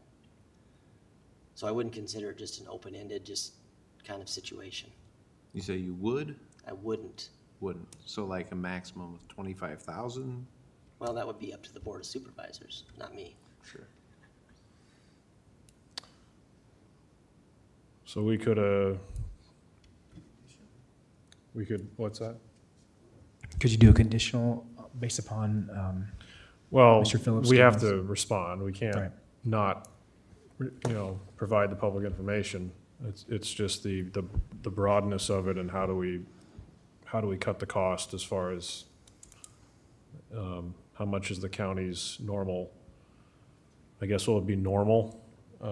Which, there's really no normal public records request versus what is something we need to, tell the requester, this is the cost, Right. So should we set a cap out of the gate? Should we? I think that that's something that would be appropriate if, once we have an estimate from Mr. Phillips and something that's gonna be communicated to the requester, that the board chair be made aware of that, and if it's something that you feel like should come back on the agenda, that could be done at that time. In my dealings with Mr. Phillips in the past, the rate that he's charged the county has been a very favorable to the county, and he's not been one that's that I've ever had concerns about the amount of time that he's billing. I think he's been very fair to the county, and he's a known quantity, so I don't have concerns that he's gonna bill more time than he needs, or that the rate's gonna be exorbitant. Okay. Could you give an estimate of the time you think it would take? No, as Mr. Loomis said earlier, there's too many unknowns at this point. Okay. I just want to echo that that's been my experience with Mr. Phillips too. He certainly does have a reputation within the community of blowing things out of proportion. And I don't think any of us have a qualm with Mr. Phillips being there. It's just more or less, what are we looking for hours and billing, Because it is a FOIA request, I think, if you legally ask any question, what's the reason for not producing records? Those are listed in the code. There's like 75 reasons. It's just a matter of the time of, it does look pretty time consuming to get those. Okay. Well, in any case, myself and Mr. Loomis will be aware of the cost, and if we feel it approaches a level that needs to be brought back to the board, we'll certainly do that.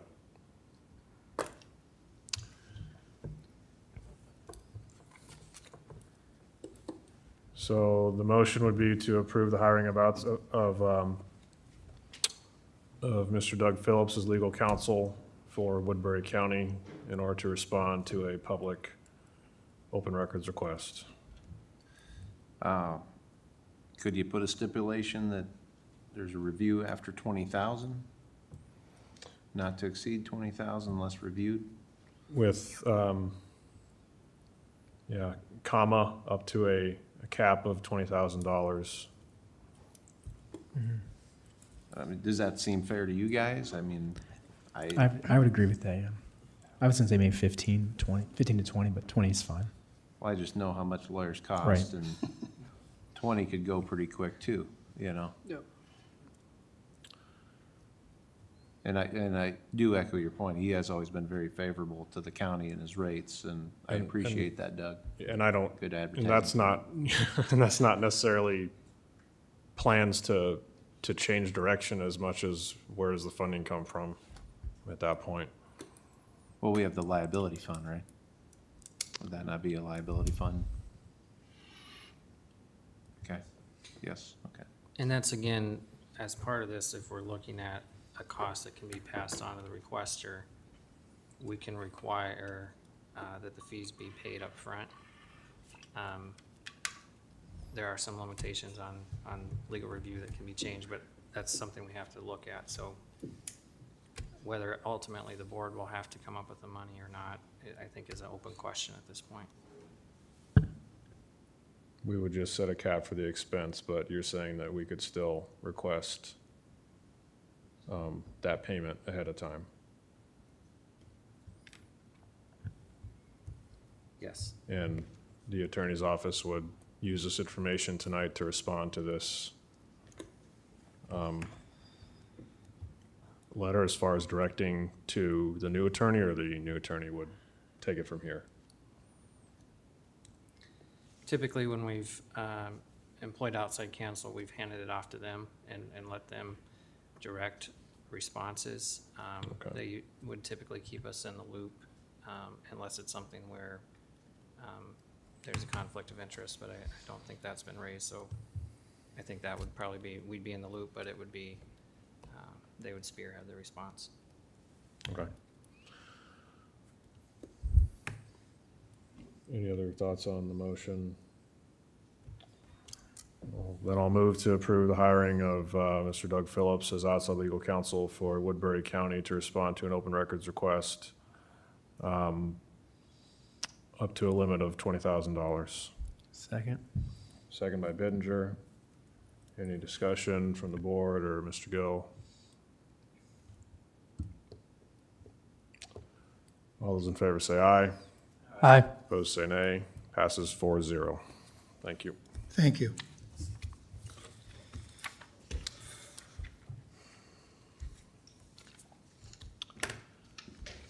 Now down to item 16. This is from myself. This is a item that's come before the board in similar fashion for several years by different supervisors at different times, but, well, not really at different times because the annual event for the chamber is always at this time of year. So this is approval to purchase up to 2 tables for the Siouxland Chamber of Commerce annual meeting using economic development funds from the current year's budget. We've, in the past, reserved this for county officials and department heads. And as it says, if a spouse wants to join, they can pay their own way. So this is for county leaders to represent Woodbury County at this annual event. Any discussion? Recommendation be the same as last year. Last year was submitted by Mr. Taylor. So I'll move to approve purchasing up to 2 tables for the Siouxland Chamber of Commerce annual meeting. Second. Second by Nelson. I'm sorry, Mr. Chair, does that come out of gaming then?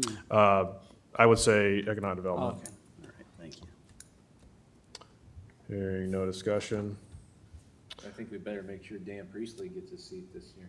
Yeah. Can we, would you, so last year, did you kind of round up the count? Or was it, what was that? I missed the joke. I said, just don't drink too much. Okay. The heat is getting to Supervisor Raddick's head. It's the humidity, Mr. Butler. You want to add the funding out of gaming revenues? I said economic development, but do you prefer gaming? The reason I'd go gaming revenues, we have a lot of money left over. All right, Game. I'll amend my motion to come out of gaming. Was there a second? Yes, second. By Nelson. So would you two craft the list and reach out to people? Was that what happened last year? All right. Dennis will. Karen says yes. Dennis and Karen. All right. Hearing no other discussion, all those in favor say aye. Aye. Opposed say nay. Passes 5-0. Item 17 is reports on committee meetings. Ms. Taylor. Not so much a committee meeting, but just wanted to let you know at the Triview Building for Veterans Affairs, there was an incident of vandalism, and they are missing an enormous window that was set to be replaced with its door adjacent in the framing. It's been boarded up right now, so kudos and thank you to Kenny Schmitz and Building Services. But we are going to need to address that sooner rather than later. There's three options. One is the glass, which doesn't make a whole lot of sense to put into warped framing that was set to be replaced. This was a 2022 CIP placeholder that never got done. We do have some more CIP, so that, which is probably not going to be the best case, to actually do the glass door and framework or to do some reconfiguration. I did ask Melissa on insurance, and it doesn't sound like there's going to be much there. So in the next week or two, I'm going to put something on in terms of CIP and go from there. Thank you. Did have a MERD where I'm a liaison, non-voting member. Interested to find out that during RAGBRAI, it was the worst weekend in history for the casino. So apparently, people that ride bikes do not gamble. So that's something to know for future Or they things. repel gamblers. Well, they also do not buy furniture. I can tell you it was a slow weekend at the store too, but that was just one item that I thought was interesting from that meeting. There's a lot of discussion on grants and how they're gonna, do applications moving forward for some of the building grants that they've had in the past, so. I don't have anything. Any citizen concerns?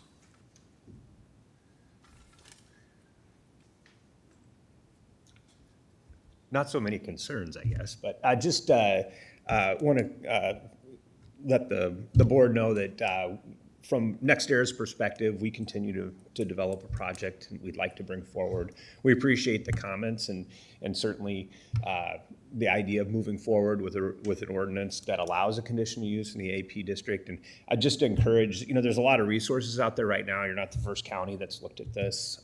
Many counties across the state have ordinances in place that are conditional uses that also have conditions applied to them prior to. As Mr. Raddick said, it's a double-edged sword. Hey, we'd love to have just a conditional use and then we'd bring in an application, but that does allow for a lot of leeway. Alternatively, we have conditions that are developed, then we know some of the rules when we walk in the door, which is very helpful for us. So, I don't want the board to think that we're not wanting to be willing partners in this and be able to be here to bounce off ideas and have conversations about this. We'd like to be a part of the process. We certainly aren't here to also push and expedite it. You guys got a few months here. I would encourage maybe have a committee of folks that look at this and understand it a little bit more. I know other communities have done that as they've pursued the same path, and we would offer opportunity to bounce things off us. So, there's some things that were brought up earlier.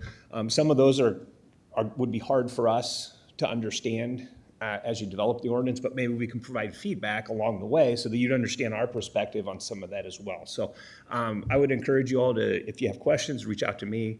I'd be happy to come in, and if there's a time you want to hear from us, I'd be happy to do that. I'm sure others would do that as well. So anyway, I just wanted to say thank you and appreciate, taking the the motion to direct it back, because sometimes that can get lost, and next thing you know, it's like 6 months later. We're not going to pursue anything from a rezoning perspective. It's just not, I understand planning enough to know that there's no industrial rezoning gonna take place in the middle of the county to support a solar project. That's just not even, your comp plan wouldn't support it by any stretch. So that's not something we would do at all. So we'd rather work with you and alongside to develop something that can work for everybody. So anyway, I just wanted to say that and appreciate your guys' time. Thank you. Any other citizen concerns?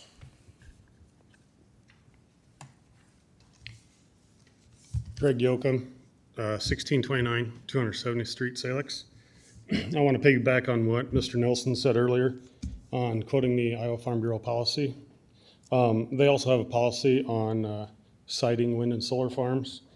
And one of their policies read that siting and setback rules for wind and solar farms should be determined by the state. They also say that state siting and setback rules for utility, solar, and wind projects should consider landowner preference, agricultural productivity, and environmental and neighborhood impacts. In 2015, Port Neal 1, 2, 3, and 4 were in production.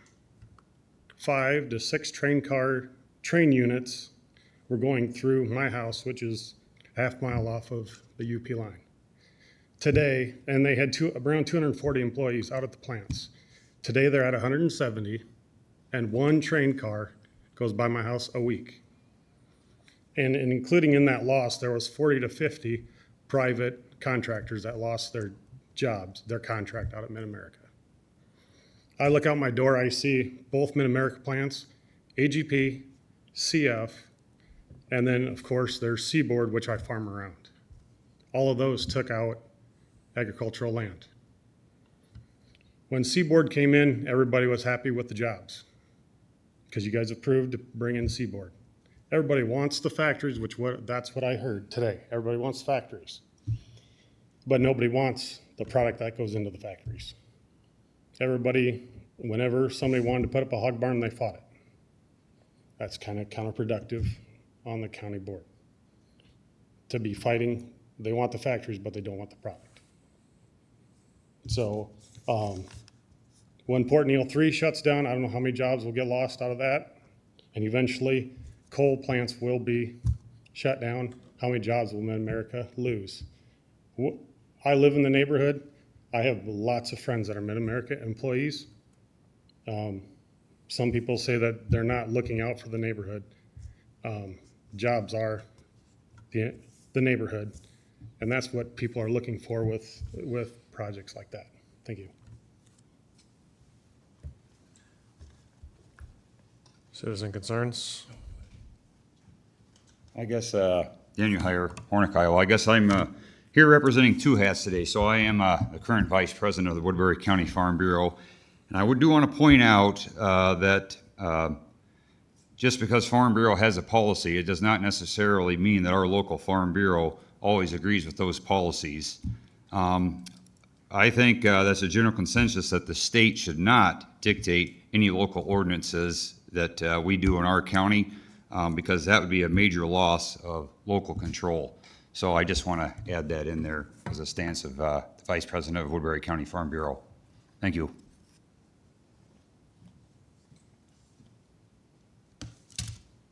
Leo Yoakum again. I'm just going to kind of address where I think we've had a pattern that started kind of within the last year, maybe 18 months. And I'm going to just start with just this last July 11th. There was a resolution that was passed addressing growth in Woodbury County. One of those paragraphs addressed winners and losers. Another addressed absentee landowners. The last point of these considerations follows the same objectives, which mean elimination. We had Tricia Rivers address the board and had some very good comments reinforcing the importance of inclusion instead of exclusion. Now, I want to go on to point out that the Winnebago tribe owns 438 acres in Woodbury County, and within a half a mile of that border, in Monona, they own another 654 acres. And this board wants to take away that right. I'm not sure the whole board, but there's 2 members that made this comment. Want to take away their right to make their own decision on their property because they reside in Nebraska. The Winnebago tribe is home in Nebraska. These actions that say, we don't want you to make a decision, we don't want you to do stuff in Woodbury if you don't live here, those actions are prejudicial, they're discriminatory, and these are something that I thought would never happen in Woodbury County. You know, these are the actions that you see in North Korea or in Russia.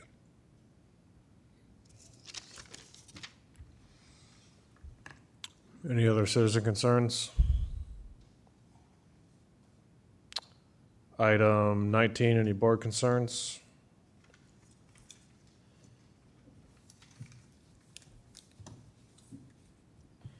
The only concern I have is, this is from the HSS realignment. I know a lot of us aren't up to date on what's happened at the state level, but there seems to be some of an erosion of home rule.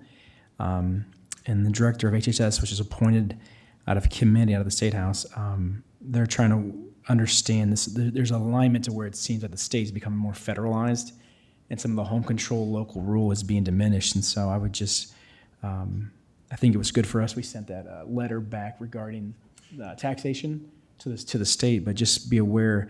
Then you might have some phone calls, people commenting, local nonprofit leaders.